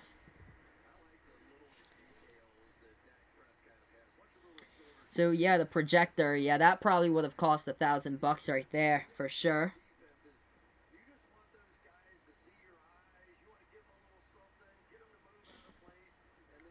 Yeah, I think we got dodgeball taken away in middle school, too, because kids were just whipping the ball back at each other. Prescott passes right side. That one complete to Witten, 9 seconds remaining. Right at the first down marker. Back-to-back catches here by number 82, Jason Witten. Somebody as close as possible threw the ball in someone's head as fast as they could so they could get a concussion. Wow. There you go. Classic middle schoolers playing dodgeball. What type of balls do you guys play for dodgeball? Do you play with the foam ones or did you play with like the rubber playground balls when you guys played dodgeball back in school? We played with the foam ones. So 9 seconds remaining. They're just trying to get Brett Maher back in here for field goal range. The pregame long was 55 yards. He would have been good for 65 yards. That is what Sunday Night Football is stating here in their graphic. So that would have been good in practice from 65 in the dome. So Brett Maher along the sideline. We'll see if he does get that chance to kick another field goal. So 9 seconds left to go before halftime. This ball spotted at the 45-yard line of Philly. Shotgun formation now for Dak. They need to get to the 35 for a first down. And that would put Maher in the field goal range, about a 52-yarder. Dak takes the snap, passes right side. That's an incomplete pass. 4 seconds left to go. 2nd and 10 coming up now. That is... They're going to bring Maher out. Just kick it and try it. So what is that? 45-yard line. That's a 63-yard attempt here. Okay. 63-yard attempt.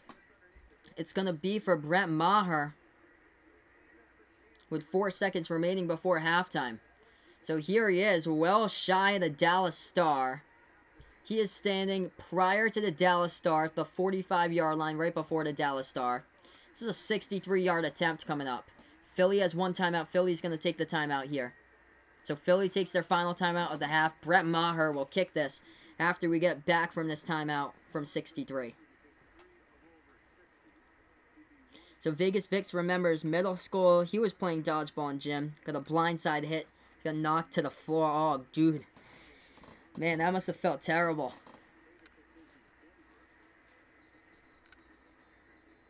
Okay, yeah, I'll check that when I do have a second Vaughn about when Minnesota was last on Saturday Night Football. We have a 63-yard attempt coming up.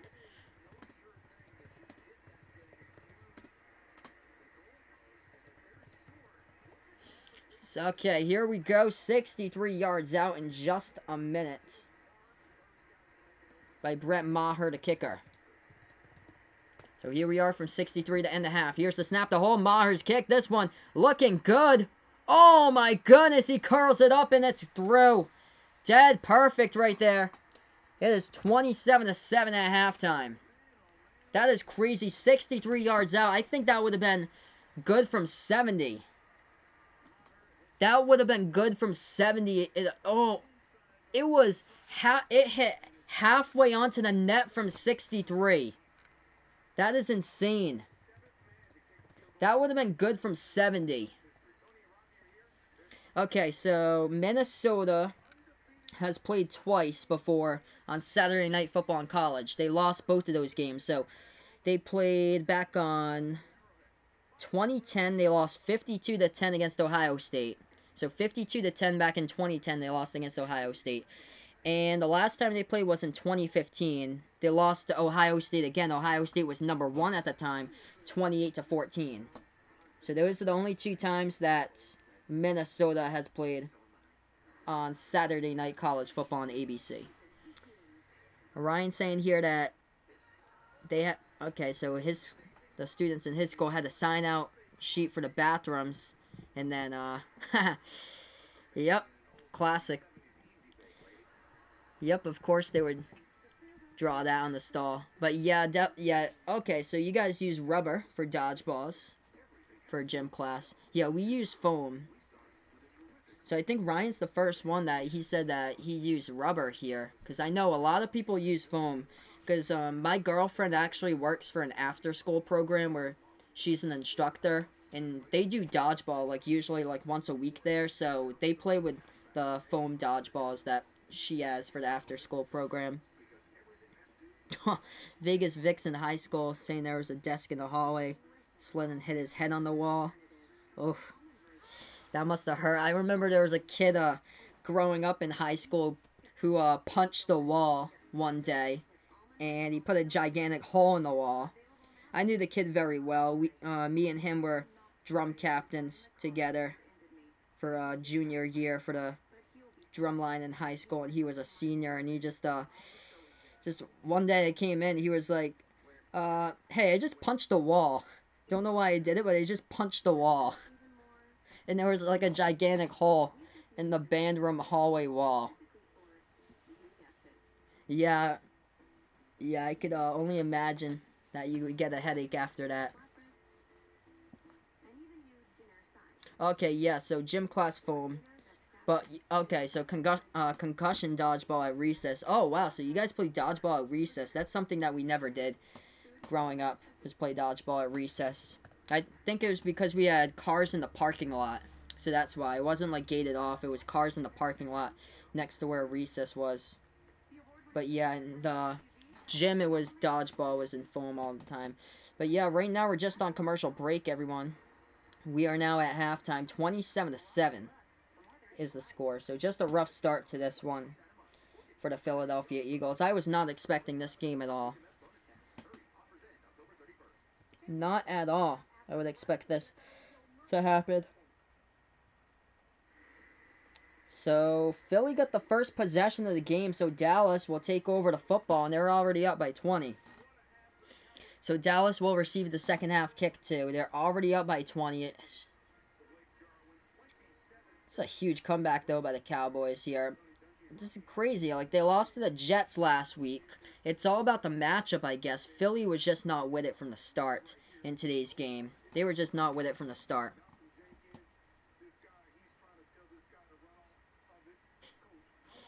Yeah, that's always a problem when you have a kid that throws his phone, breaks into a million pieces there. Yeah, that's too bad for that kid. Just, he doesn't have his phone anymore. There you go. No way to contact his parents if he needs to get picked up after school. No texting for that kid when he gets back. Nothing for that kid because he was stupid and he threw his phone on the floor. There you go. Vaughn saying that he thinks that Oregon versus USC will be on Saturday Night Football on November 2nd.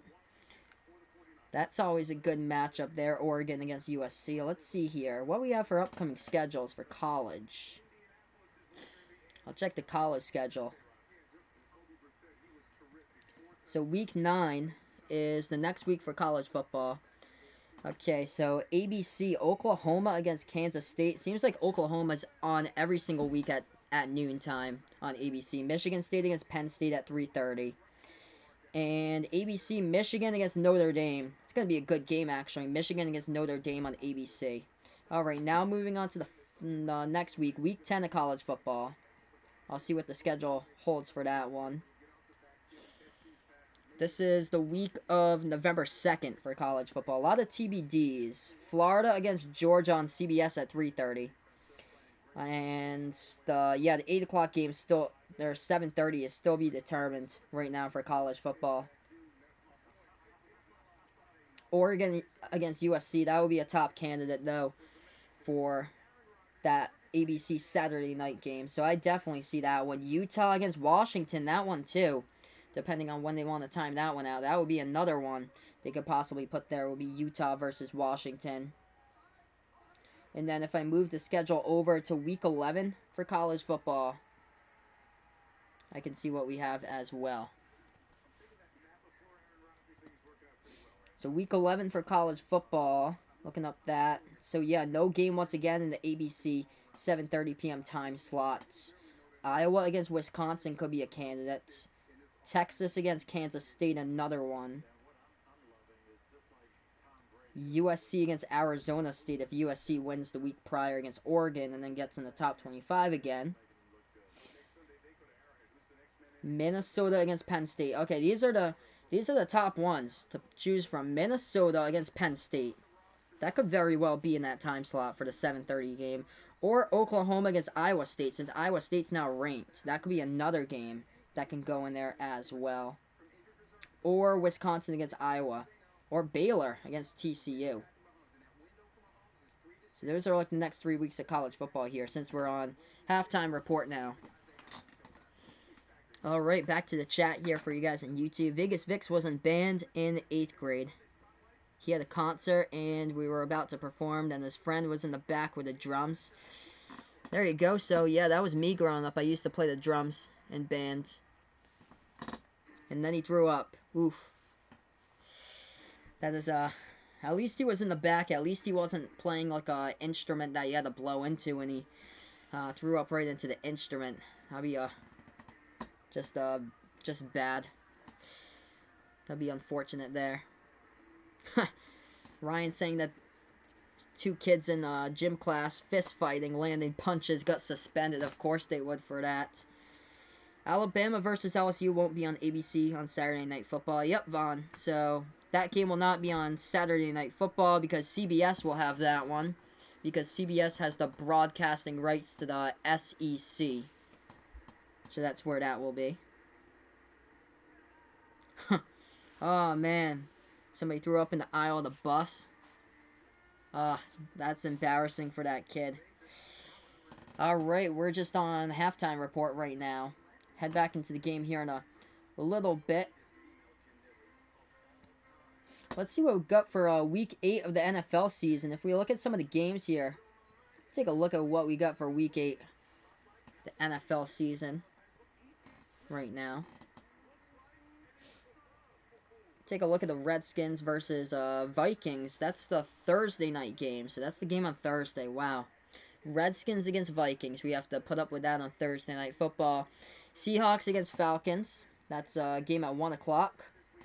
Seattle should be able to get the W there. Eagles will take on the Bills there. And looks like Philadelphia will be 3-4 heading into a game against Buffalo to take on the Bills, who's 5-1.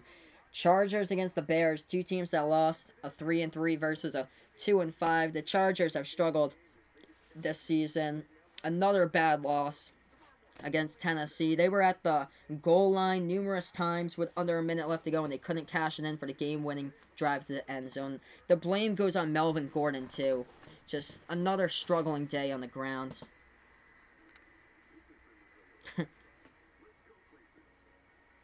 The excuse for the fighting was just that they were joking.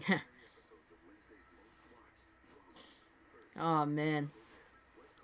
Got more embarrassing when the bus driver asked who didn't. Everybody pointed at the kid. There you go, kid. Okay, Vaughn's saying that he could see Week 15's game being flexed on Sunday Night Football. I'll check out to see what we got for Week 15 in just a moment here. So let's forward to Week 15 of my schedule. We got Sunday Night Football And we got the Colts. Oh no. We got the Vikings versus Chargers. Okay, so yeah, Minnesota right now 5-2, looking great. They won the past 3 games in a row. The Chargers not living up to the hype whatsoever this year. 2-5 for the LA Chargers. We're gonna see what that schedule is for the Chargers. If they can put it together and be in the wild card hunt, because I don't know who's coming out of that AFC West here at the moment with Patrick Mahomes out for at least 3 weeks. So the Chargers, oh, they have a tough schedule. They're not going to beat the Bears. They're not going to beat the Packers. They got the Chiefs coming up, too. They got the Chiefs twice in their schedule. I don't even think they can win 6 games that I see there. So this is the next 2 games for the Chargers. They're looking like they could be 2-7. So they're playing at Chicago next week. And then to start out in November, they play against the Packers. So at Chicago, and then they host Green Bay. And then after that, they take on Oakland. Short turnaround on Thursday Night Football. They travel to the Raiders. And then they take on the Chiefs on November 18th, Monday Night Football. Then they're at Denver to take on the Broncos, at the Jaguars, home against the Raiders, and then take on the Chiefs at Arrowhead to close out the season. That's a tough schedule there for the Chargers.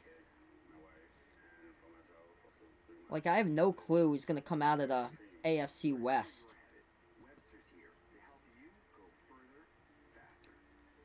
It's going to be the Chiefs, but they don't have Patrick Mahomes, though, for the next 3 weeks. Let's see here. I'm just going to check out the Chiefs' schedule, too, for you guys in just a moment. So let's see Kansas City's schedule. Alright, their schedule is tough, too. They could go 5-4 these next 2 weeks. They take on the Packers next week on Sunday Night Football. I don't know how in the world you can win a game with Matt Moore as quarterback now. So all that hype, Patrick Mahomes dislocates his knee, out for at least 3 weeks now. And then after that, they take on the Vikings the week before. Minnesota's really cooking, looking fantastic with a balance with Kirk Cousins and Dalvin Cook looking like he's going to be the #1 running back this season for sure in the NFL.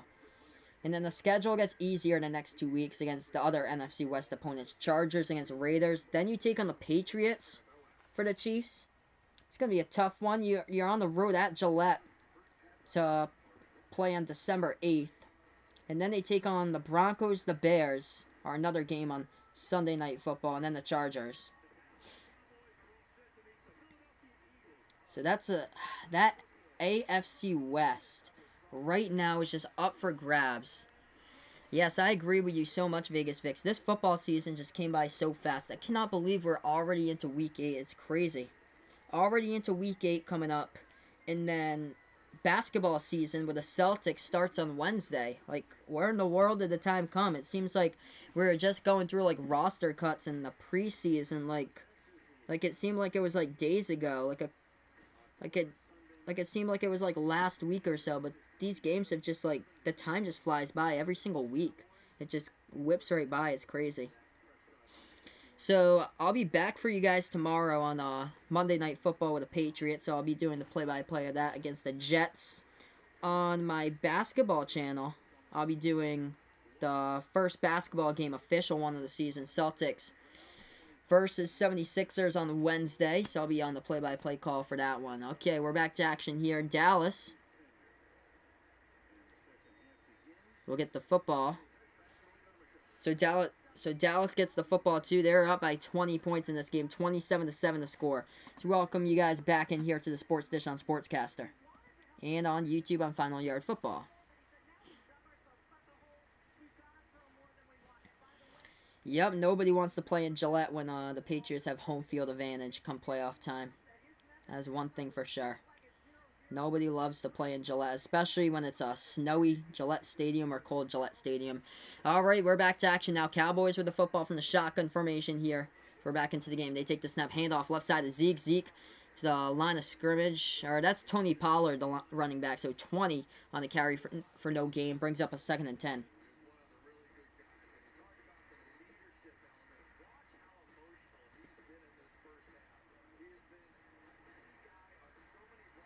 Hey, what's good, Ryan? Thanks so much for joining me here on the Sportscaster stream.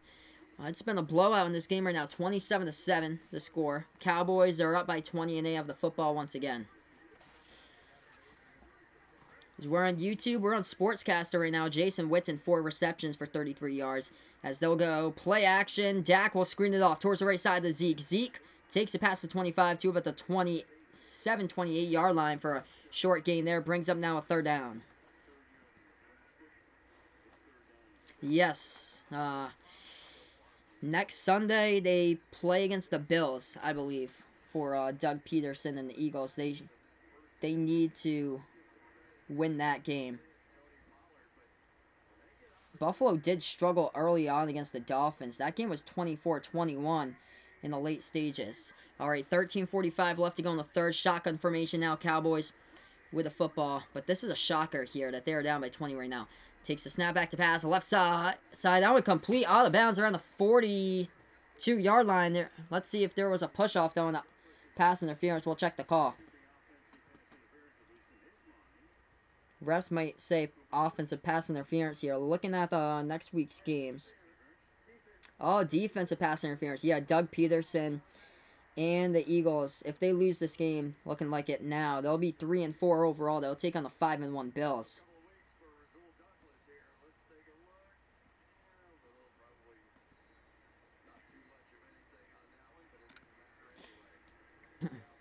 So 13.5 left to go here in the 3rd quarter. Yes, cannot wait for that game. Browns against Patriots, 4:25 p.m. Eastern time. It's going to be a fantastic game. Shotgun formation right now for Dak at the quarterback. Dak takes a snap. He'll go play action. Back to pass from the pocket. Watch out. Try to spit away. He gets sacked and devoured. Drop back about the 30-yard line in the sack. Hassan Ridgeway. So Ridgeway was injured earlier on in this game, but he is back there on the field right now. Yeah, it's so unfortunate. All the hype about the Browns this year, and they haven't really done much at all this season for the Browns. It's too bad. Baker Mayfield, I think, coming into this week was leading the NFL in interceptions. It's so sad. All the hype about the Browns, and that's another division. The NFC North is just... It belongs to the Ravens this year. So that's a pass. Dak, stripped of the football, but his offensive lineman falls on it about the 22-yard line. So Dak stripped of the ball. Lucky his teammate was able to fall on it as we're under 12.5 left to go here in the 3rd.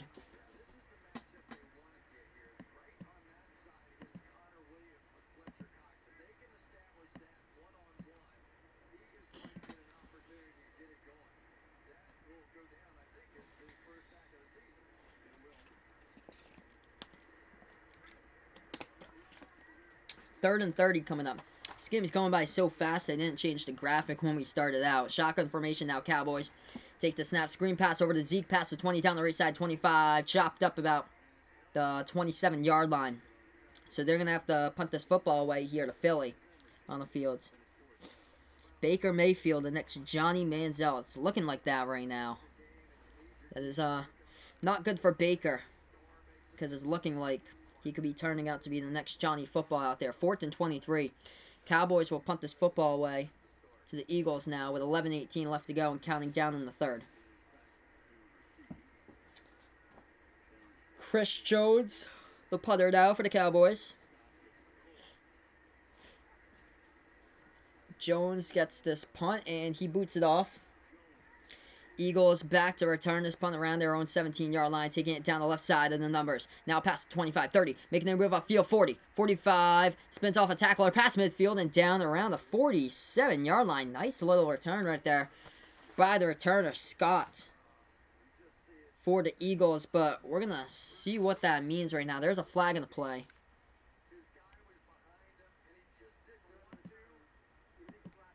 And that's going to go back. So illegal block in the back, so that big long return by the Eagles will not count.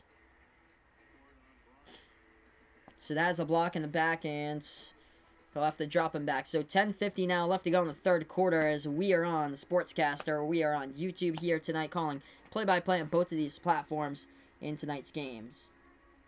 So looking at the numbers so far, Carson Wentz has only attempted 8 passes, completed 5 of them for 51 yards. Through the air, they've got most of their points off of turnovers for this game. So that's how this one has went.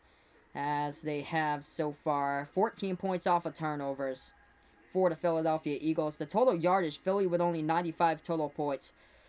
279. So 279 yards by the Cowboys off of 18 first downs. Because that's why the Cowboys are leading here 27-7 against Philly. So 27-7 the score. Cowboys two touchdowns off of the Philadelphia turnovers in this game so far. It's just nothing there for Philly. Just offensively, nothing at all. They'll start out with the football, the block in the back. They'll start out from their own 15.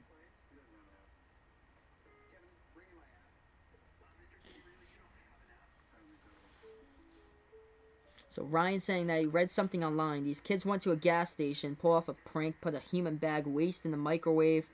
Had to pay for a new microwave and the store closed. Oof. Man. It's too bad for those kids. Kids gotta learn someday, don't they? Vaughn saying here, dark horse pick for Saturday Night Football is Memphis against SMU. Yeah. SMU looking great this year. Undefeated for SMU. They mounted a comeback a couple weeks ago against Tulsa. They were down 33-9 heading into the fourth quarter, and they won that game. So that was just a crazy comeback by SMU. Going back to the good old days there from like 1982, 1983, 84.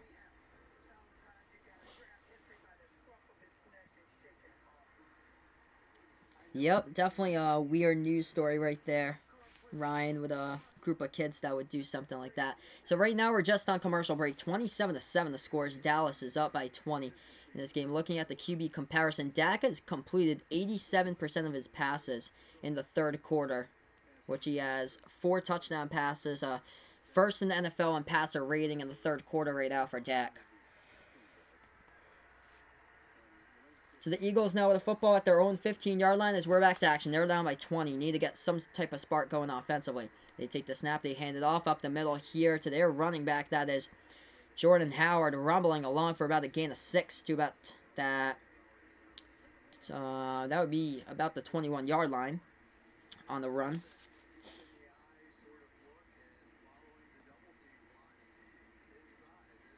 So we have 10.5 left to go in the third quarter here. Thank you guys so much for being a part of the stream by the way tonight, as I call play-by-play of football action here.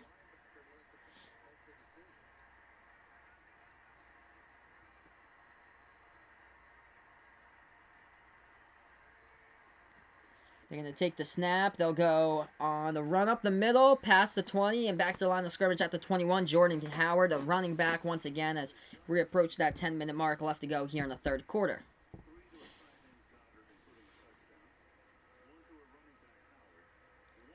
Oh, yep. The property, which was the microwave. Wow. So those kids were just dumb for doing that. Getting charged with a felony for going to the gas station to pull off a prank with a bag of human waste in the microwave. Kids nowadays. We got 3rd and 4 coming up. 9.5 left to go in the third. Wentz rolling out to the right, passing on the run. That pass, diving catch, and gets the first down. Catch out of it's Alshon Jeffrey. So finally Carson Wentz able to complete a pass right there. Gets a first down. That's only his 6th completed pass of the game right now. About like 62 passing yards or something like that he's had so far. So he is 6 for 9 passing.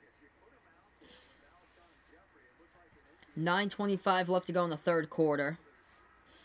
Philly with a football from the shotgun at their own 29-yard line. Wentz the QB. Left side lined up is Jeffrey. They take the snap. That's a flag. That's a false start. That is a false start by Philadelphia. It's going to back them up 5 here with 9:22 left to go in the third. So false start by Philadelphia. Backs them up 5 here. So Vaughn updating me here. New ranked teams this week for college football. Wake Forest back in the top 25 once again. And Iowa State. So Iowa State is ranked. There you go. 9:20 left to go in the third quarter here. 1st and 15 coming up for the Eagles. Just hasn't been their game at all. Vegas Vix cannot wait until the new Star Wars movie comes out in December. There you go, dude. We're approaching that 9-minute mark. Left to go in the third. Wentz takes the snap, play action, back to pass, pump fake, and now he's going to step up and run for it. Wentz gets past one tackler, slides to at the 30-yard line. For getting a 4 in the carry, brings up now a second down. So second down coming up here for the Philadelphia Eagles. On the field, they need points. They need them fast. Here's an injury update for you guys. Robert Quinn, defensive end for the Cowboys, is out with a rib injury. Leighton Vander Esch out with a neck injury. Linebacker for the Cowboys. So that is an injury update there with 2 important Cowboys players out for this game. 8:55 left to go in the third.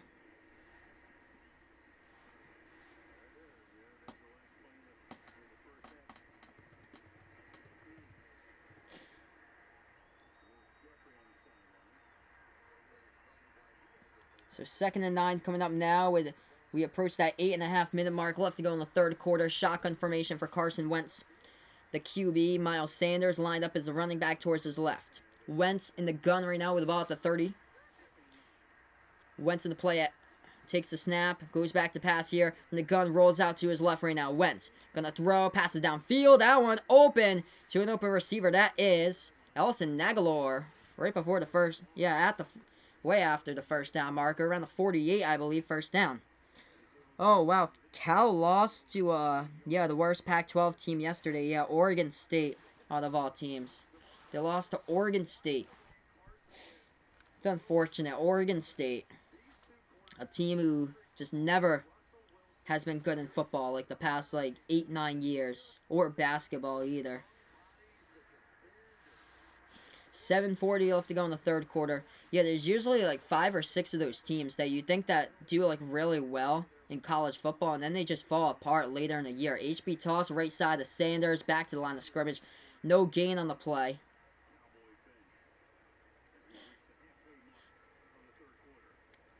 As we're about 7.5 left to go in the third quarter here. Thank you guys so much for being a part here to stream tonight. So I call play-by-play of football action on the channel.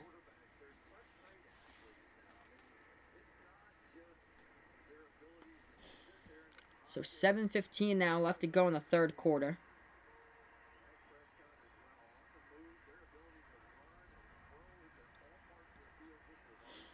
Shotgun formation for Wentz, the quarterback. He's going to take the snap, back to pass, looking right, looking left. Wentz steps out of it, passes left side, short down and complete. Makes a move past the tackler. Howard gets to the sticks and the first down at the 41-yard line. He picks it up. So now inside territory right now of Dallas territory. Should be a first down. That ball is placed right at the first down marker. I think he's got it, though.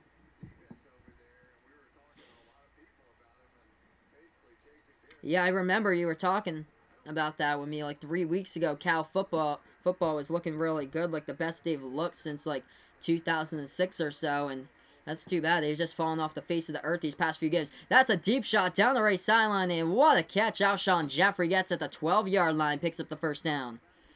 So nice job by Wentz. Here we go with a hurry-up offense. This could be a different half. This could be a game of a tale of two halves right now between the Cowboys and the Eagles tonight.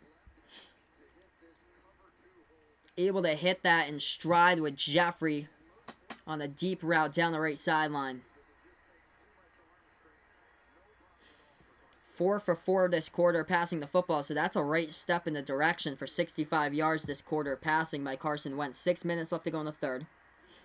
They take the snap from the gun, back to pass right now, right, left, looking, Wentz, rolls out to his right, looking, passes underneath that one, deflected, incomplete. On the play, it is batted down by the Cowboys. Jalen Smith, the middle linebacker, gets that pass deflection. As it falls incomplete, brings up a 2nd and 10 on the fields. Oh, wow, Cal is ranked number 1 in college football. So let's see here. I'll check that for you. Cal football record by year. I think they have something that tells you when the AP Top 25 high was. I'll check that for you, Vaughn. 5:52 left to go in the third quarter now. So they go into ace formation. They take the snap. They hand it off up the middle to Howard. Howard past the 10. Gets to about the 9-yard line on the carry. He's going to bring up now a third down. So third down coming up here for the Eagles as they are down by 20.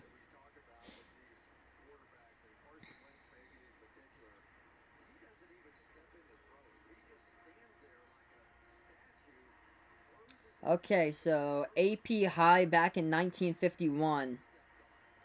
They were number 1. So Cal was number 1 back in 1951 for the AP Top 25 high. They were ranked in 2004. They were ranked as high as number 4. And in 2007, they were ranked as high as number 2. In 2006, they were ranked as high as number 6. As that's a timeout taken on the field by the Dallas Cowboys. They take their first charge timeout of the second half. The score here, 27 Dallas, Philadelphia 7. With the Eagles with a football now, they have 5:15 left to go in the third quarter. They'll have a 3rd and 7 coming up from the Dallas 9-yard line.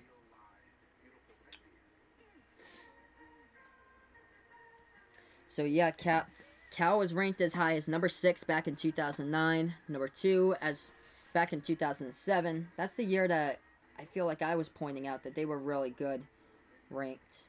And then number 4 back in 2004. That was when Jeff Tedford was the head coach, it appears to be. They had... Oh, that year that they were ranked number 2 for their high, they finished with a record of 7-6. It must have been way early in the season. They were number 4 as their high. They finished number 9 that year. They had a 10-2 record. But the last time they finished in a postseason AP Top 25 was number 14. They finished after the year was finished back in 2006. So they were number 14 in 2006 for Cal. So right now we're just on the commercial break here in the stream. We'll get back to it in a matter of moments. But yeah, they finished number 2. They won the Rose Bowl, finished at number 2 back in 1937. They finished number 12 back in 1951, but they reached number 1 in the top 25 at that point of the season.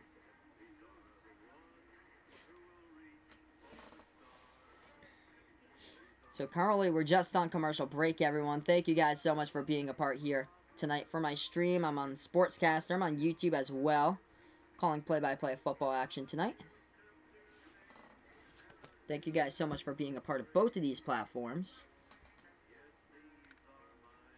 Let's look at the quarterback comparison right now. Carson Wentz has only completed 9 passes in this game. Perfect, though, until that last pass. So 4 for 5 in the third quarter right now. So he has 9 for 13 passing in total, 116 yards in the air, touchdown pass. Dak Prescott, 18 for 23 passing, 185 yards and a TD by Dak. Zach Ertz has only got 1 target today. Not really fantasy great for Zach Ertz in this game at the moment. He can change that, though, with a big red zone target for a touchdown. We'll see if he can get it on the 3rd and 7 coming up. 3rd and 7 here for the Eagles. They have the football. Shotgun formation to the end zone. That pass to Ertz, shy of the first down marker. Like a yard shy, but there's the flag in the play. We're going to check the flag. 5:10 left to go in the 3rd. We will check the flag.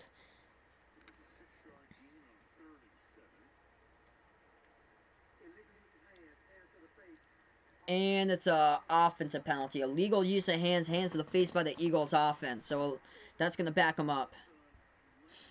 Wow. So not a good game tonight. I thought this would be a great game here. 2 3-3 teams battling for the NFC East, and one of them just way better than the other tonight. So 4th down and 1. You're down by 20. You should just go for it.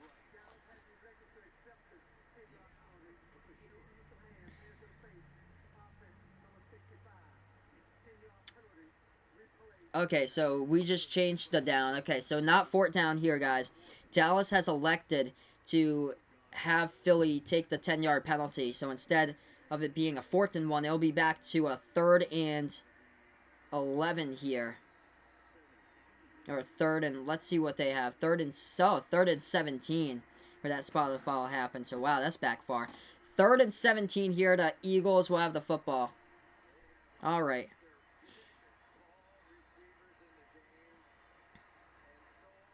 Yeah, that'd be nice for you, Vaughn, if the 2020's Cal football can be good and start competing for a national title. That'd be fantastic there. Okay. Eagles with a 3rd and 17. They need to get to the 2-yard line of the first down marker. They have it at the 19-yard line here. Shotgun formation for Wentz, the quarterback, on the 3rd and 17. He takes the snap. Back to pass from the pocket. Passes to the end zone. Overshoots his wide receiver Jeffrey as that ball goes incomplete. It's going to be a 4th and 17 coming up for Philly. They're going to have to get Jake Elliott on to attempt another field goal.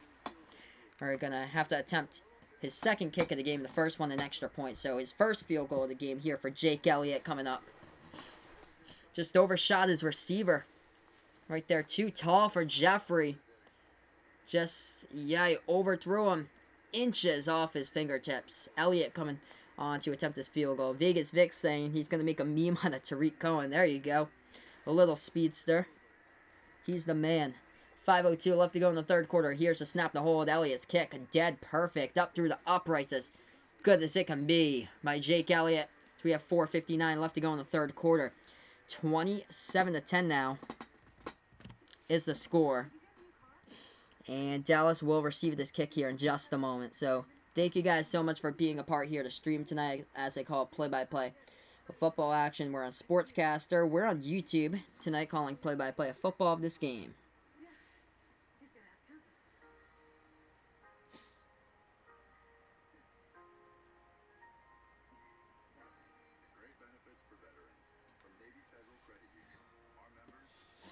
So yeah, just currently on a commercial break, and then we will head right back into the channel in a matter of moments here in the Sports Dish on Sportscaster. We thank you guys so much for being a part here to stream tonight.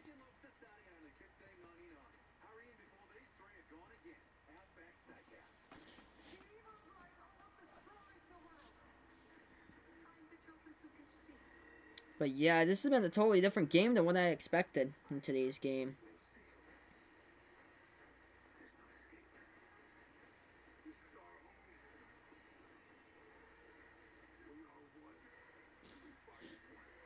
Just entirely different than what I definitely expected in tonight's game. I didn't expect this at all right now. Looking at the QB comparison, it is weak. Carson Wentz, only 9 completed passes for 116 passing yards. Dak Prescott, 18 for 23, 185 yards with a touchdown. Tavon Austin got a rushing touchdown early on in the first quarter. Zeke with a rushing touchdown as well from 1 yard out in the first quarter. Both of those off turnovers, by the way, off fumbles earlier on. That's the key difference here has been the turnovers. Two fumbles in the first quarter early on their first 2 possessions by Philadelphia led to 14 points off of those fumbles by Dallas. So that has been the struggle in this game right now for the Philadelphia Eagles. It's just that first quarter. That was the problem there. It's the first quarter only.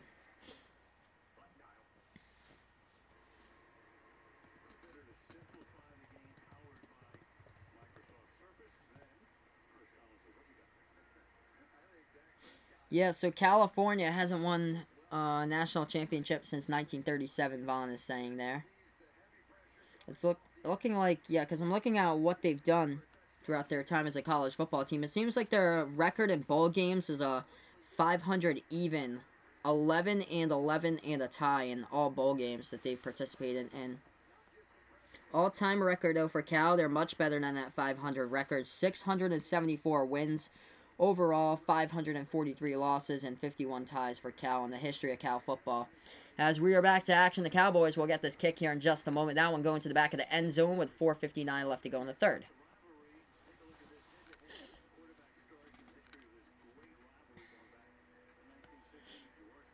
Looking at this rivalry here, Phillies versus Cowboys. Tony Romo was a part of that as well with Donovan McNabb.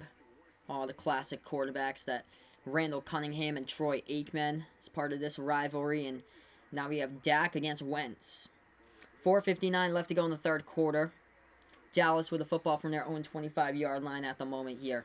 They go ace formation. Dak hands it off. Up the middle by Zeke. Plunges right through for about a gain of 8 on the carry. It looked like could have got stopped for like a 2 or 3 yard gain, but plunged through for a gain of 8.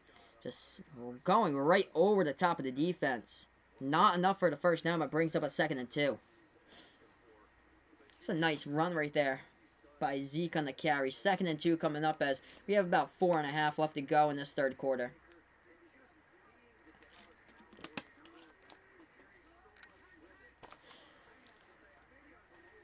Ball spot the 33-yard line. They hand it off up the middle to Zeke. Zeke pushing the pile forward past the first down marker to the 40. They get the first down on the carry.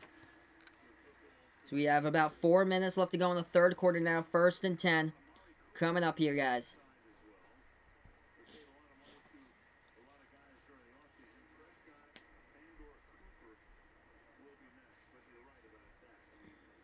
First and 10 now coming up on the field. They're under 4 left to go in the third quarter. Cowboys with a football here with Dak under center. Dak takes a snap, right side counter over to Zeke. Tries to go through a whole spin move and gets about another good carry, gain of 8, but there's a flag down. We'll check the flag here. So we have 3:39 left to go in the third quarter of this game. That is on the Cowboys offense. So holding penalty by one of the offensive line players, offensive tackle Tyron Smith, committed the holding penalty on the play. Gonna back him up 10 yards. The spot of that foul.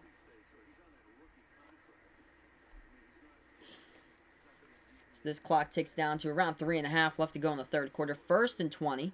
Coming up on the field by the Cowboys right now. Ace formation for Prescott. Takes a snap, pass, slant route over the middle, past the 40, rolling down to about the 42-yard line. On the catch, not enough for the first down, but gets half of those chunk of yards back.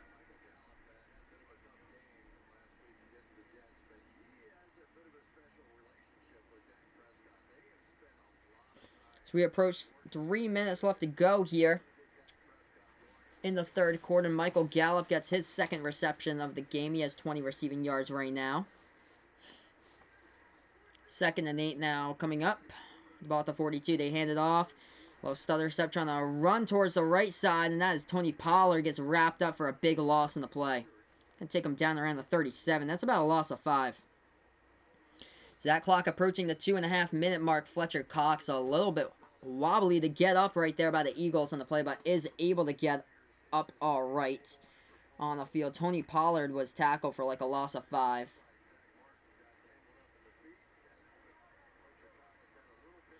As we approach that 2:20 mark left to go in the third quarter here on the stream of the Sports Dish on Sportscaster. 3rd and 12. Coming up on the field right now for the Cowboys going from the shotgun. Dak screens it over towards the right side. Gallup gets some big moves there. 45-50. Gets the first down to the 48-yard line of Philadelphia territory with 2 minutes left to go in the third. Nice screen pass over towards the right that they picked up the first down. Great play call by Kellen Moore. Kudos to him, the offensive coordinator, for putting that together. Dak Prescott screens it out towards the right. And they get the first down out of that catch right there by Michael Gallup. Able to get through the window to see green daylight and get to the first down marker. Perfect 4 for 4 this quarter, as they are now in ace formation. Dak just past midfield, takes a snap, hands it off. Up the middle, past the 20. This play is going to be blown dead, though. 5-yard penalty, as it seems to be, because that is a false start by Dallas. So, false start by the Cowboys, going to back them up 5 yards. It'll be a 2nd and 15. So, false start on that play. It's on Connor Williams, one of the guards in the offensive line.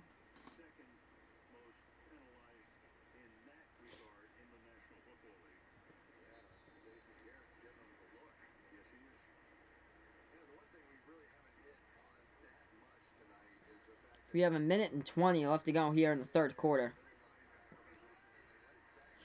1st and 15 coming up for the Cowboys right now as they're in the ace formation. They hand it off left side to Tony Pollard. Big hole, 50, 45, and dragged down at the 44. Another flag coming down. No flag lead. Come on.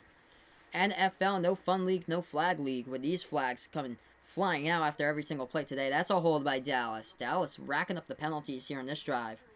1:10 left to go in the third.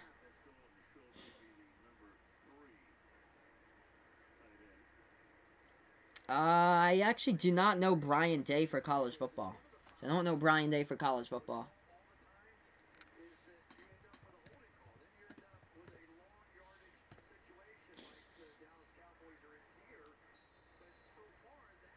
We have 1:10 left to go in the third quarter. So we approach that 1 minute mark left to go here. Dak takes the snap from the gun, hands it off up the middle, past the 45, rolling down to about the 48. The carry right there, that's Tony Pollard, the rookie running back.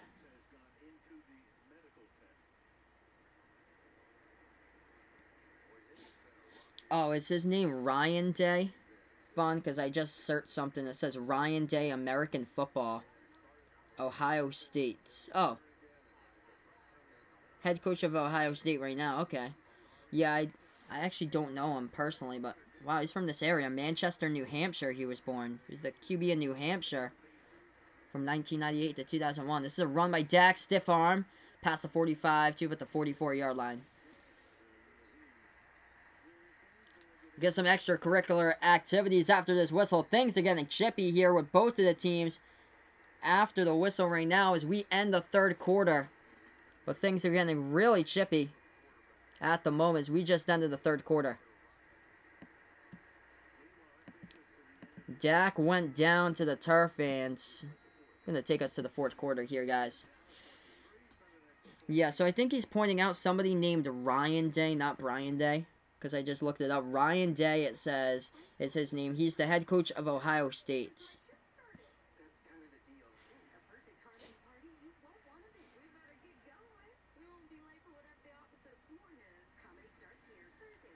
I feel like...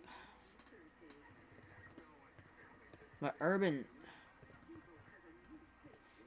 Yeah, it doesn't make any sense.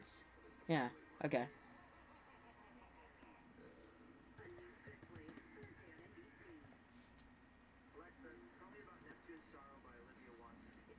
Where's Urban Meyer? Oh, 2018 was Urban Meyer.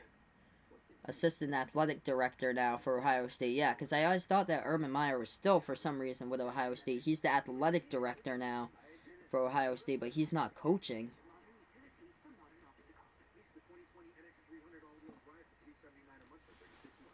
And Ryan Day is now the new head coach for Ohio State. Yeah, 2019 to present. So he was the interim head coach in 2018. In 2018, the offensive coordinator and quarterbacks coach for Ohio State. It's like this guy was a coach for a bunch of stuff here. Eagles quarterback coach in 2015, quarterback coach in 2016 for the 49ers. He has a 10-0 head coaching record, this guy, Ryan Day, who it says on his Wikipedia page, born in Manchester, New Hampshire. He played quarterback when he played for the New Hampshire Wildcats for FCS from 1998 to 2001. So that's who Vaughn was asking me about earlier. So I don't know him personally, but he is from the New England area. There you go. Vaughn excited to see Justin Fields on Saturday. That's great. Yeah, somebody in my Sportscaster stream, I think it was like 2 weeks ago, he was saying that he had a college visit and he personally got to meet Justin Fields. So that must have been pretty cool, because I guess he said he had a college visit to Ohio State for him to be recruited for the football team, and he actually got to shake Justin Fields' hand. So right now we're getting ready to go to the fourth quarter. 27-2 the score. Percent of teams to make the playoffs since 2002 with that record. 4 and 3 is 51%. 3 and 4 is 14%. Total difference there in the percentage, isn't it? We'll see if Philadelphia is able to make the playoffs after this one. Dak takes a snap down the right sideline. That pass. Oh, what a catch. It is hauled in down the right side. And Amari Cooper makes a spectacular grab for the first down. Oh my gosh, got him right by him. Went right by Jalen Mills on the right sideline and picked up the first down. What a catch by Amari. Justin Fields for Heisman. Looks like it could happen there. Justin Fields, Joe Burrow, Tua. Jonathan Taylor was up there, but not until that loss on Sunday yesterday. So we have 14-18 left to go in the fourth quarter, and we have flags down to the play. Who else? I feel like I'm missing somebody for that list. Oh, Jalen Hurts from Oklahoma. Yep. Jalen Hurts from Oklahoma, too. He's had a great season so far.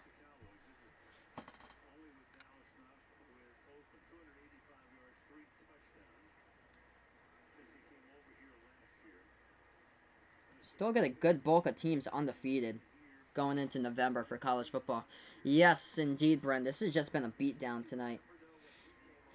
Down the right sideline, and Cooper got that big catch past Jalen Mills. So, yeah, good amount of teams still undefeated here. Alabama, LSU, Ohio State, Clemson, Oklahoma, Penn State. There's the top 6. So we have a 1st and 10 coming up now for Dallas. Dallas hands it off up the middle to Zeke, and Zeke past the 15 to about the 13-yard line.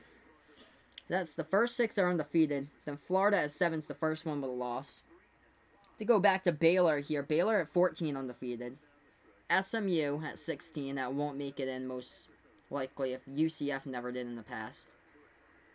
17's Minnesota. The bulk of their schedule gets quite complex in November. Appalachian State is the last team. There's 10 teams undefeated right now in college football, and Appalachian State is one of them. This is a run up the middle, past the 10 by Zeke, dragging tacklers along with him with a pile to about the 8-yard line. Not enough for the first down, but we'll bring up about a 3rd and short. So 3rd and short coming onto the field right now. Oh, yeah, this is going to be a fantastic game. LSU against Bama. Man, this is going to be a great game. Burrow against Tua. It's going to be insane. Nothing better than SEC football, that is for sure. And Brent loves the Ohio State University Buckeyes. Hell yeah. Justin Fields, the man this year. 3rd and 3 coming up, 13 minutes left to go. They're going to hand it off, cutting towards his right. Zeke, nothing there, back to the 10. Needed to get to the 6 for the first down marker, couldn't. We're going to see here, there's a flag in the play. This one looks like it's going to be on Dallas. That's awesome. Only an hour away from Columbus. That's fantastic there, Brent.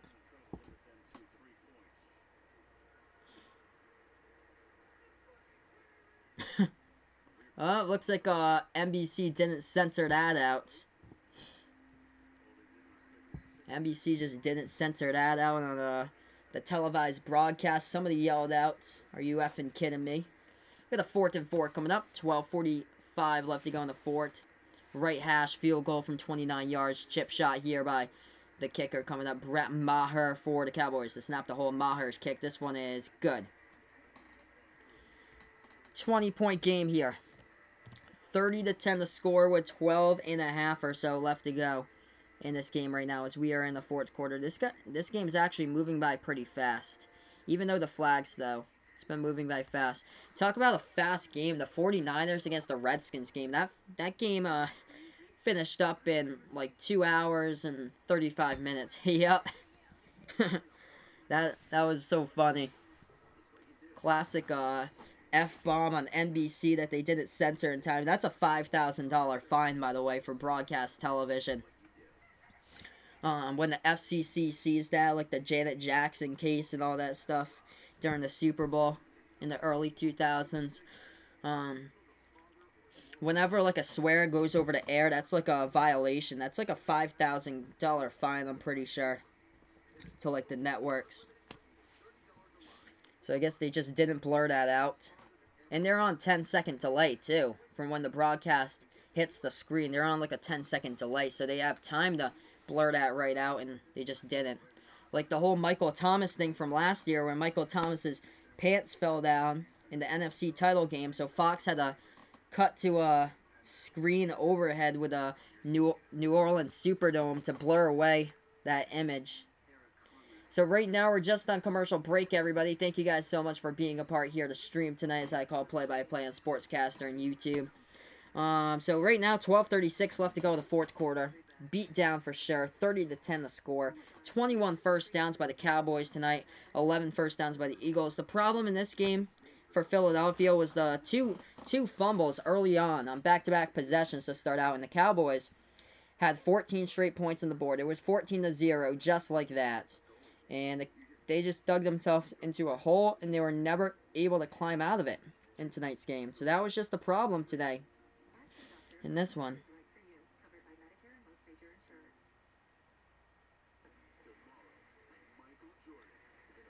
Every time Vaughn hears a swear when he watches golf, they say, agonize for that.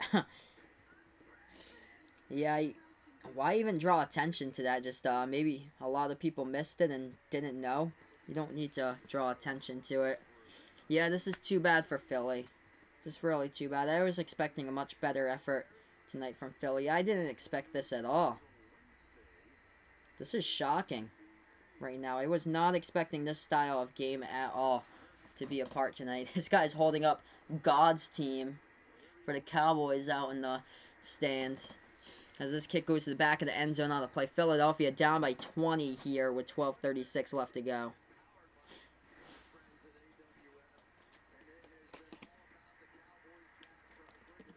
So yeah, Cowboys pass rush, 3 sacks on 9 pressures, 53% pressure rate. Yeah, looks like the production crew on NBC is going to get fined for that one back in the studio for the control room for not blurring that out. They're on 10-second delay, I'm pretty sure. Yeah, that would be nice to see some nice fights and ejections for sure. Brent, some nice Devontae Freeman today throwing that punch to Aaron Donald. 12:36 left to go in the fourth here. Surprised things haven't got chippy like with punches yet. Things have got chippy, but no punches. Yeah, no suspensions. That's a pass across the middle, complete for a first down. As that was Zach Ertz on the reception. I believe that's his first reception of the game. Already to the back half here in the fourth quarter. Zach Ertz. Yeah, 14-yard reception on his second target so far in the game. So no attention by Zach Ertz so far in this one until the fourth quarter. Wentz takes the snap, plenty of time, flushed out to his left now, going to pass down the field. Wentz airs this one out deep, and he takes it to Wentz. What a catch, but was he in? The officials are going to talk about this one. Was Zach Ertz in bounds or not? We still don't have an answer. We're showing the replay by NBC. 1 foot. I don't think so, no. His left foot was down. Yep, left foot down, right foot was not. Right foot definitely not. Here comes the challenge flag out on the field now. Jason Garrett. So the ref said that pass was completed. Now Jason Garrett will be challenging this one. But looking at that replay, that did not look like a completed catch. Left foot was down. Right foot was well out of bounds. Not sure where the back part of that body was with the butt. But I think his foot was out of bounds just before that. The right one. So currently back on the commercial break here, everybody. Thank you guys so much for tuning into the broadcast once again. Yep, you get a fine for throwing up the middle finger on a national TV broadcast there on a broadcast network.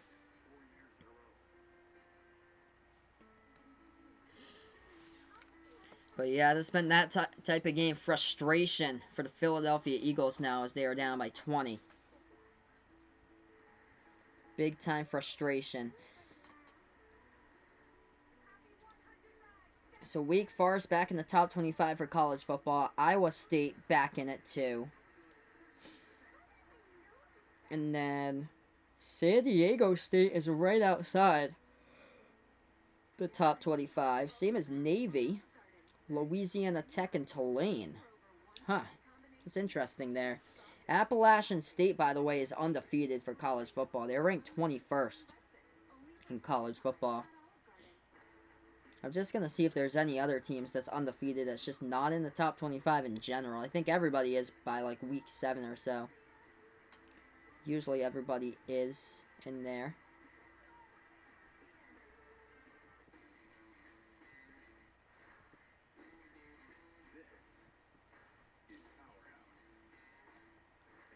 Looking at this, the Oregon State Beavers are second place in the Pac-12 North.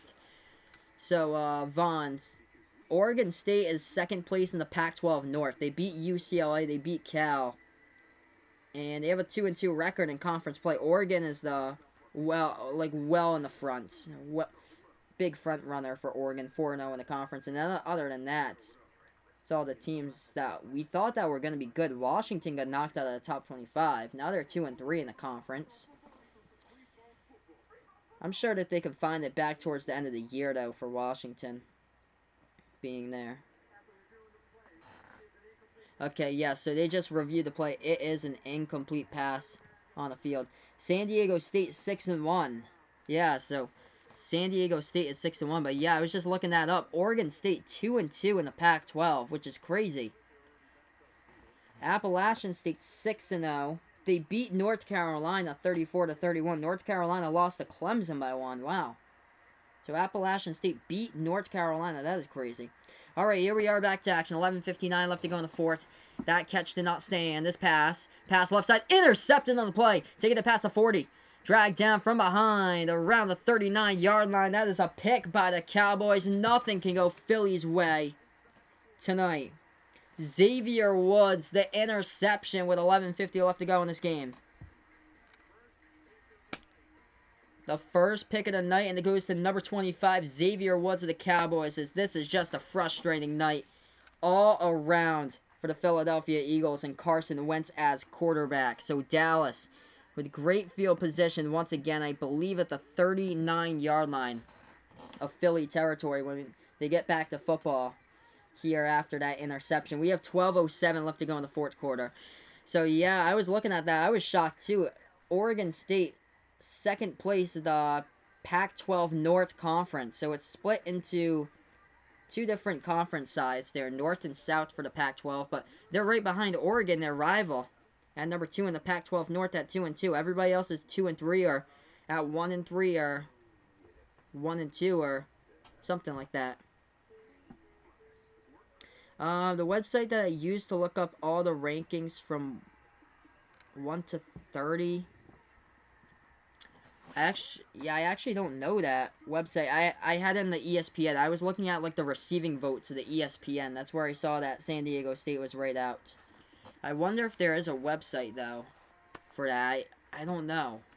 But if you go into ESPN, you get like number 1 through, and then it tells you the receiving votes. Like number 1 through like probably like 36, 38. Whoever received the votes for the week. That's what I get. Yep, come on, man, with Carson Wentz. Throws a pick. Just not a good game at all today by Carson Wentz. They're not even over 200 total yards in this game. It's just a struggle. Not getting Zach Ertz involved at all there. Wentz with 130 passing yards. Hopefully you didn't play him in fantasy football. This has been a terrible game tonight for the Philadelphia Eagles. Just a terrible game.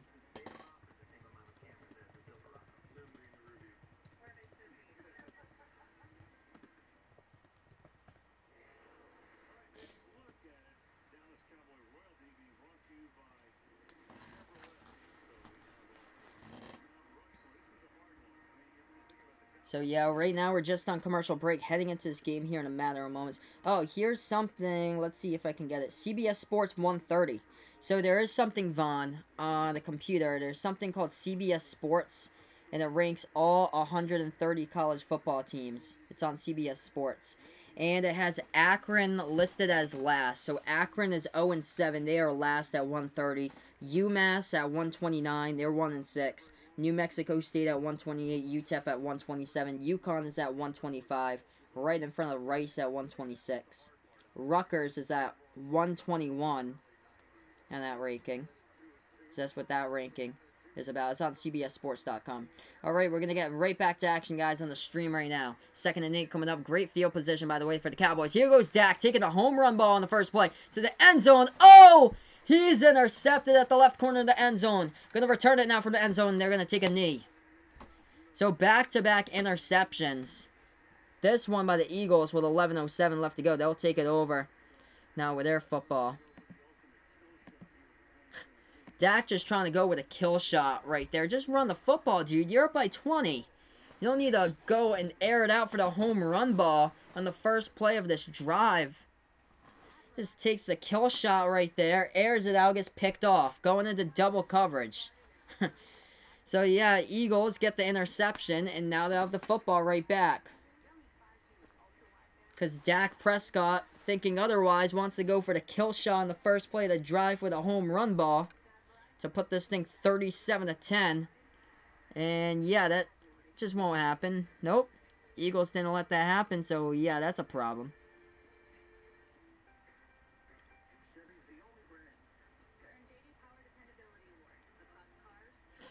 Wow. This has been quite the difference in the game. It's a 20-point game. Just run the football out. Get this game done and over with. But no. We want to go with a kill shot right now as we approach the 11 o'clock hour in this game. Yup. How stupid is Dak for sure. Double coverage throw. No way you're going to fit it into that at the back of the end zone. Just goes right for that, and I don't know what that's about. Now the Eagles have a chance to come back in this game and make the most of it. So Philly does have a living chance, guys, in this game. We welcome you guys in here to the broadcast. We're on the Sports Dish on Sportscaster tonight. We're also on YouTube on Final Yard Football, calling play-by-play of this game.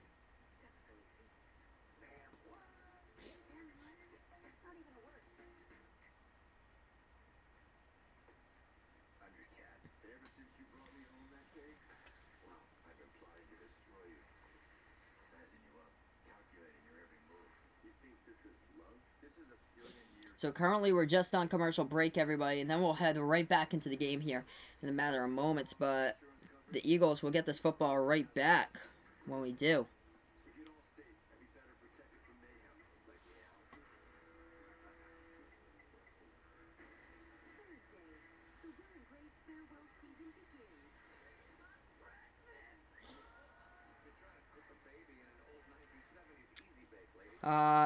Yeah, that would really be nice for the Eagles too. What Brent's talking about. I think yeah, I feel like they still would like to have Nick Foles back instead of dealing him over to Jacksonville.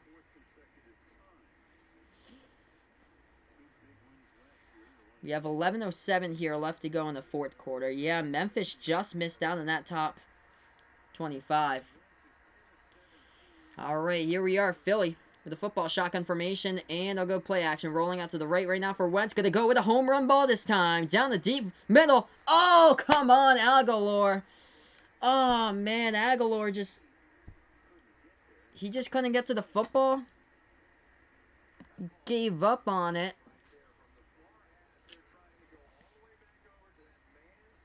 Oh, man, all the way lined up at the right side.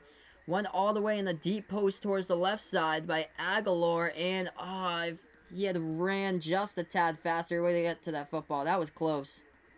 That was so close. Aguilar just outstretch your arms a couple more inches. You would have had a sure touchdown. That would have been the home run ball. 10:59 left to go in the fourth. Oh, Wentz bobbles the snap, and let's see who recovers it. I think the Eagles fell on it. Oh, Cowboys say they got it. Cowboys have recovered this football. Carson Wentz fumbles the snap from the shotgun, and there's the miscues today. 4 turnovers by the Eagles. This has been atrocious today. This has been bad. Hopefully you guys didn't start Carson Wentz in this game. The snap just goes to him. He just mishandles it. Bobbles the football, doesn't land on it. And the Cowboys get to it first, and they recover. That is just ugly right there. Ugly football by Carson Wentz. So here comes a great field position once again for the Cowboys. What's the time on the clock? I think it's like 10:34 remaining. 30-10 the score. This is gross here. 4 takeaways tonight by the Cowboys. They had 5 through the first 6 weeks of the season. That's a run up the middle to about the 14-yard line on the carry. So Carson Wentz came into this game, no fumbles, and he has 2 fumbles today. One that he was stripped from behind earlier on led to a touchdown. And then that just mishandled the snap. 30-10 the score. Shotgun formation now for the Cowboys. They're going to take the snap. They'll hand it off up the middle here. Cuts towards the middle. 10 to at the 7-yard line on the carry.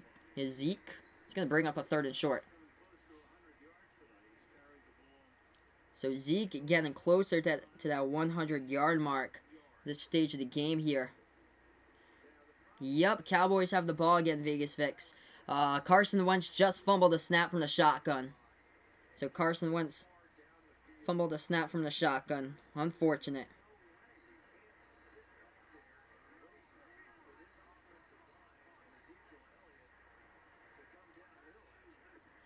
3rd and 2 coming up as they'll go right play action. Where they trying to go to the end zone, diving for the pylon, and Dak's got it for the touchdown. He goes on the quarterback bootleg. He gets it.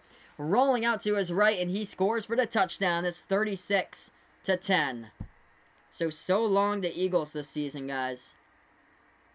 This is just unfortunate for Philly. I thought that they had this game in the bag. I thought that they'd have it. I thought it would be close, but they did not show up. Non-competitive tonight in a 36-10 game. Dak rolling out to his right on the quarterback bootleg and scores with a QB keeper. There's nobody there defensively for Philadelphia. Couldn't keep the quarterback in check. This is embarrassing. This is embarrassing tonight for Philly. Here's the extra point to snap the hole. This one by Maher is up, and it's through the uprights, up and good. 27-point devouring here with 9:33 left to go in this game. The Eagles get the football back. 4 turnovers they had. 3 of them are fumbles. Carson Wentz charged with 3 out of the 4 turnovers in this one. And all the last 3 turnovers have been by Carson Wentz. The last one with Butterfingers on the snap. This is just embarrassing. Embarrassing display for Philly fans out there in this one. Thank you guys so much for joining me as we are on the Sports Dish on Sportscaster. This is rough to watch. Rough to watch if you guys are a Philadelphia fan out there. It's just unfortunate. I don't know what's rougher. A couple of these teams in the NFL. Philly, Cincinnati, Miami. Or, if you're a Chargers fan, that's where it could hurt the most right there with the Chargers today. 1st and goal at the 1. No score. 2nd and goal at the 1. No score. 3rd and goal at the 1. No score. 4th and goal. Stopped at the 1. Game over.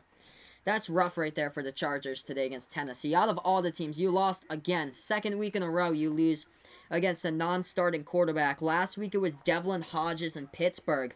This week, it was against Ryan Tannehill in Tennessee. And you lose against Tennessee. Out of all the teams, the Tennessee Titans, and you lose against them. The team that scored 0 last week against Denver, who lost to Matt Moore basically for the last 3 quarters in Kansas City on Thursday night. It's just embarrassing. And I don't know what's more embarrassing when you add it all up, the Atlanta Falcons. That could be the most embarrassing aspect here. The quality of football is getting worse this year, I feel like. There's so many teams at the back of the pile that's just terrible. And I agree with you right there, Vaughn. Chargers this year have been a joke. So many teams that's just terrible at the back of the pile that could have a chance to be in the wild card or so. I have no clue. Let's see here. We're going to take a look. The AFC right now. AFC is a joke here with what's going on. Hey, what's good, Zachariah? Thanks so much. Welcome back here. Okay, so we have the playoffs. So 4 teams into the playoffs right now. We could put them. Patriots 1. We got into the playoffs. I'm not going to group them. I'm just going to put them by division here. So Patriots will win the East.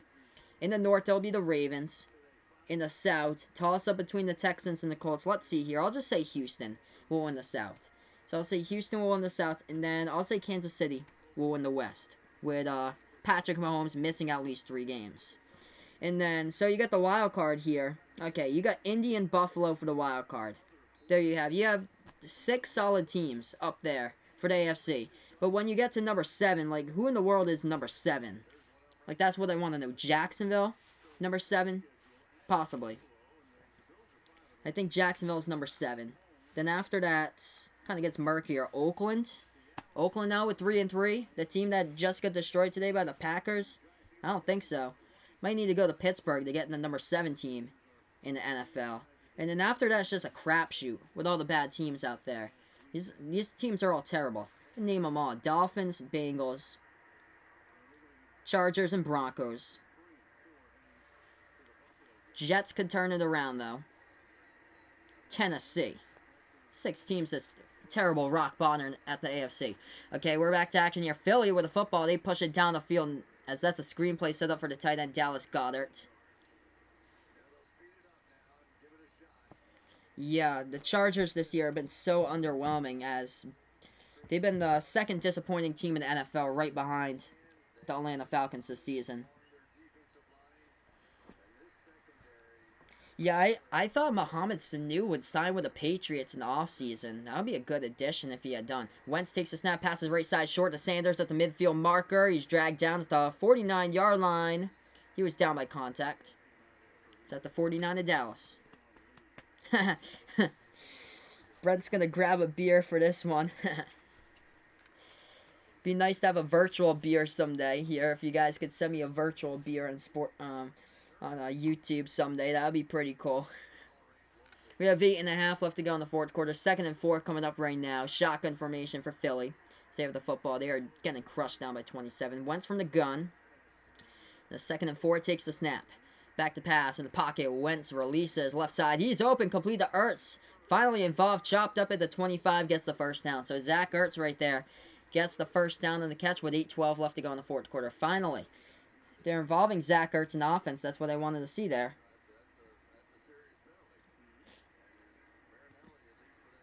So Zach Ertz gets his 2nd reception in the game. So when your leading receiver only gets his 2nd reception in the game, that's a problem there. When you get your number 1 tight end, you have to get him involved. 7:55 left to go. This pass underneath complete to Sanders. Sanders turns up, dragged down around the 21. So we're under 8 minutes left to go in this one. So this clock going to go down to 7:40 left ticking. 2nd and 5 here for the Philadelphia Eagles. They are getting destroyed in a game that should have been a contest. Should have been competitive here on Sunday Night Football. That wasn't. 7:30 they snap off this football. Wentz back to pass. Passes short left side. Complete by Sanders. And he falls down at the 18. That's only a 2-yard pass. So let's see here. Going over to NFC. What teams have been a letdown here in the NFC? If you had asked me 2 weeks ago, I would have told you Arizona. Now I can't. I can't tell you the Cardinals because the NFC West has changed. It's changed. It's so tight in there. 49ers at 6-0, Seahawks at 5-2, Rams at 4-3, Cardinals at 3-3 in a tie. Got yourselves a good NFC West. Shotgun formation, back to pass to the end zone. Nobody there. Incomplete. 3rd and 4. Player went down on the field and no pass interference. It's gonna bring up a 4th and 4. I think his receiver just slipped down on the play.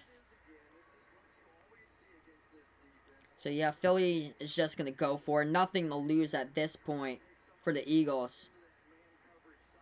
They were going for Zach Ertz, I believe, in the middle of the end zone. And it just slipped down at the goal line. So 4th and 4, the Eagles will go for it. With 6:52 left to go in the 4th. Yes, NFC, Vaughn, is just so tough this season, and the NFC North, what Vegas Vix is pointing out, is great so far this year. They take the snap, back to pass, and oh my gosh, it's almost intercepted again. Carson Wentz almost threw a pick 6 right there into the hands of Sean Lee, the outside linebacker. That's a turnover on downs. So turnover on downs, and the Cowboys will get the football back. There's an injured Cowboy player on the field, though.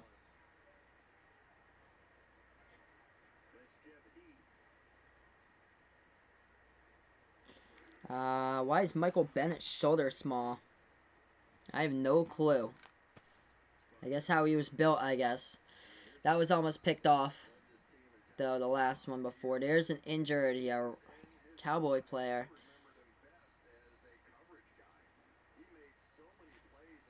Who is that? 30, I think it's 38 for the Cowboys.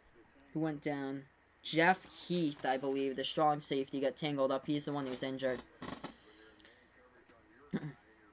So yeah, Jeff Heath, 38, is the one that's down on the field right now. So yep, Jeff Heath is down on the field. So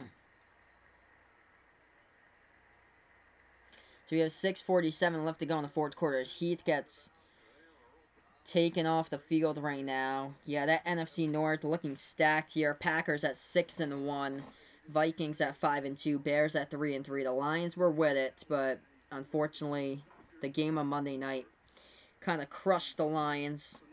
That was just unfortunate. 2 illegal hands to the face penalties to Trey Flowers. That definitely wasn't illegal hands to the face, as they lost that game and they sit with a record of 2-3-1. 1st and 10 here. 6:47 left to go in this one. Cowboys here with ace formation. As they'll take the snap, hand it off to Zeke, up the middle, pass a 20, big hole, pass a tackle down the left side. 30, stops there and dives towards the 35-yard line for the first down.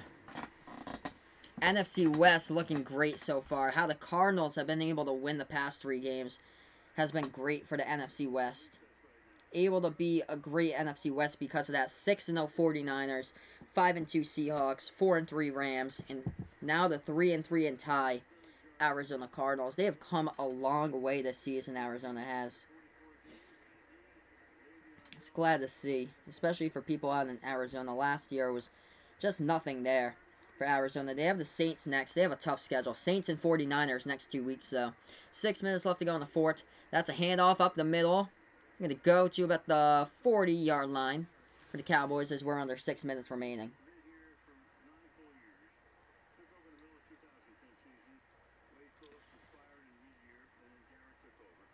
Second down to about 5 here in this game. Thank you guys so much for joining me tonight.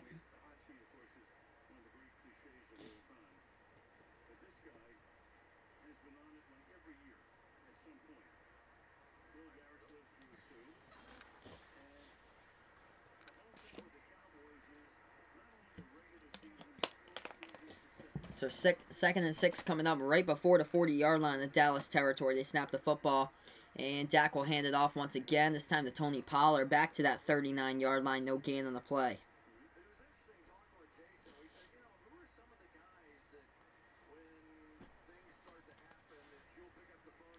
So here we are, 5 minutes left to go in the fourth quarter. Okay, let's see here. NFL in 2002, I'll let you guys know what the divisions were, because they were quite different right before that alignment happened. In 2002, the Buccaneers won their division. Okay, 2001 then, I think, was it. 3rd and 5, they're going to snap it up the middle past the 40, and diving to that first down marker by Pollard. Okay, so these were the divisions back in 2001 when they switched it up.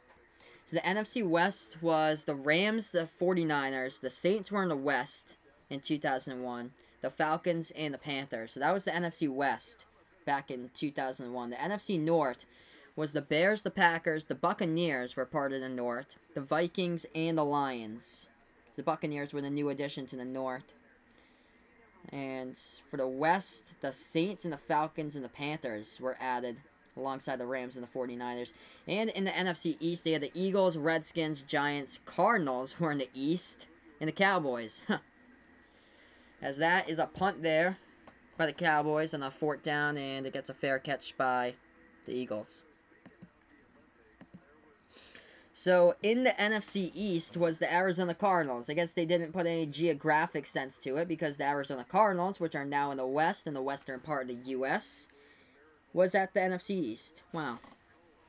Hey, no problem. Thanks so much, Vegas Vix, for joining me in here, and good luck tomorrow in school. But yeah, my man, good luck tomorrow, and thanks so much for joining me, and yeah, I'll be back tomorrow for you guys. So you guys have been awesome tonight, but good luck tomorrow, and I'll see you tomorrow.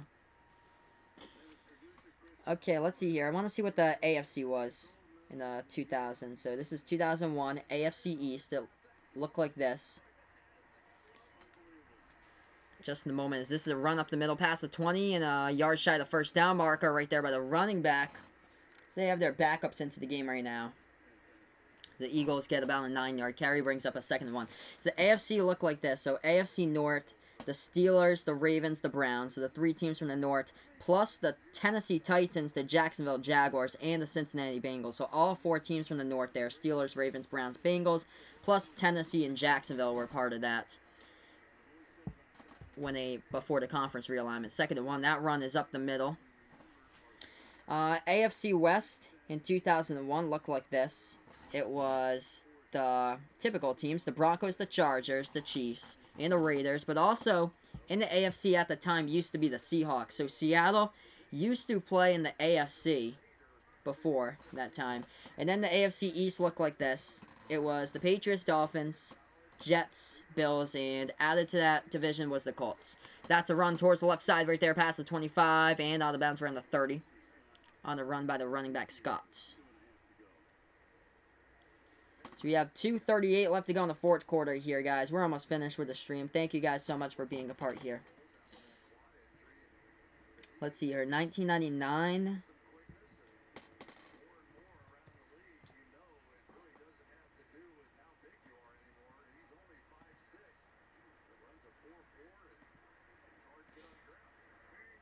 Okay, Browns were in 1999. Oh, wow. They're going to run here with J.K. with Scott, the running back. Nothing really there. Loss of 2 in the play. Yeah, so same divisions that I just said for 99 that was in 2001. Yep, so Seahawks were in the AFC, Vaughn, back in the day. I'm going to do right before, I think it was 96 and, yeah, 96 for the Jaguars and the Panthers, I believe. So I want to see what it was like in 95. Or no, maybe it was 94, because the Jaguars were apart. So screen pass towards right side, 25-30, and out of bounds around the 34-yard line.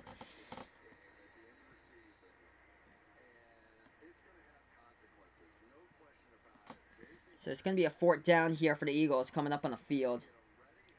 In just a moment. No, Panthers were in there, so maybe it was 93.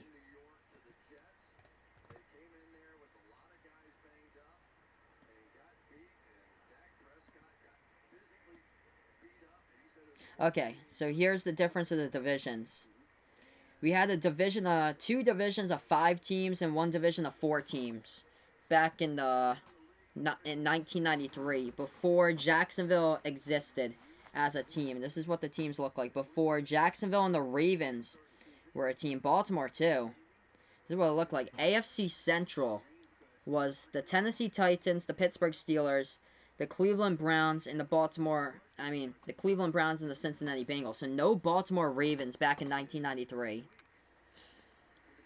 In the AFC West was the Chiefs, the Raiders, the Broncos, the Chargers, and the Seahawks, which was in the AFC they started out in.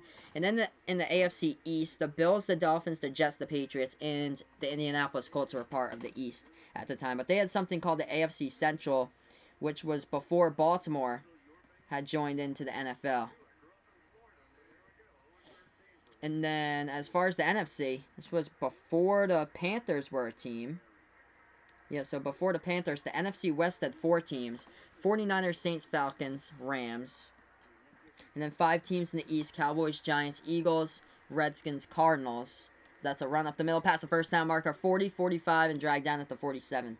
And the Central, the Lions, the Packers, the Vikings, the Bears, and the Buccaneers. So the Panthers and the Ravens were not NFL teams before 1993.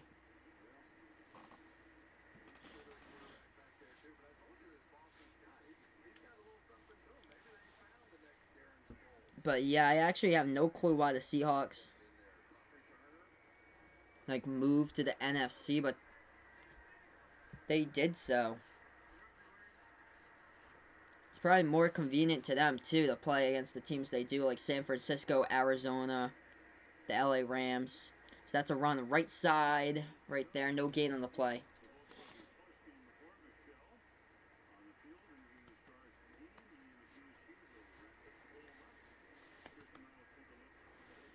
Alright, we're almost ready to wrap up this one. Getting ready for that 2-minute warning here in like a couple moments. Thank you guys. We're actually past the 2-minute warning here. We got 45 seconds remaining. Wow, this game just flew by the past couple minutes. I was trying to find the teams for you guys, that's why. So we hit the 2-minute warning. 40 seconds remaining, and that will be the ball game tonight. Thanks so much, guys, for joining me tonight on my birthday, by the way. This is a run up the middle to midfield by the Eagles. Disappointing game, though, by Philly tonight. So disappointing game here. 37-10 will be the final. That was the last play of the game right there. So this is the final score. Wow. A non-competitive game on Sunday Night Football with 2 teams from the same conference with the same record. And now the Dallas Cowboys will move on to 4-3, and the Eagles 3-4. The largest win by the Cowboys since November 2nd, I think 1988. Dallas has won 37-10 the final, as that has been it. Thank you guys so much for joining me on this video here on Sportscaster, also on YouTube, by the way, tonight, as I'm calling play-by-play of this game. You guys have been awesome here on both of the platforms, but I am signing off here to this game as this one is Jets gone final 37-10, the final on the beatdown by the Dallas Cowboys over the Philadelphia Eagles. Thank you guys so much, and tune in tomorrow, Patriots versus Jets for the live stream there. Thank you guys so much, but enjoy the rest of your night.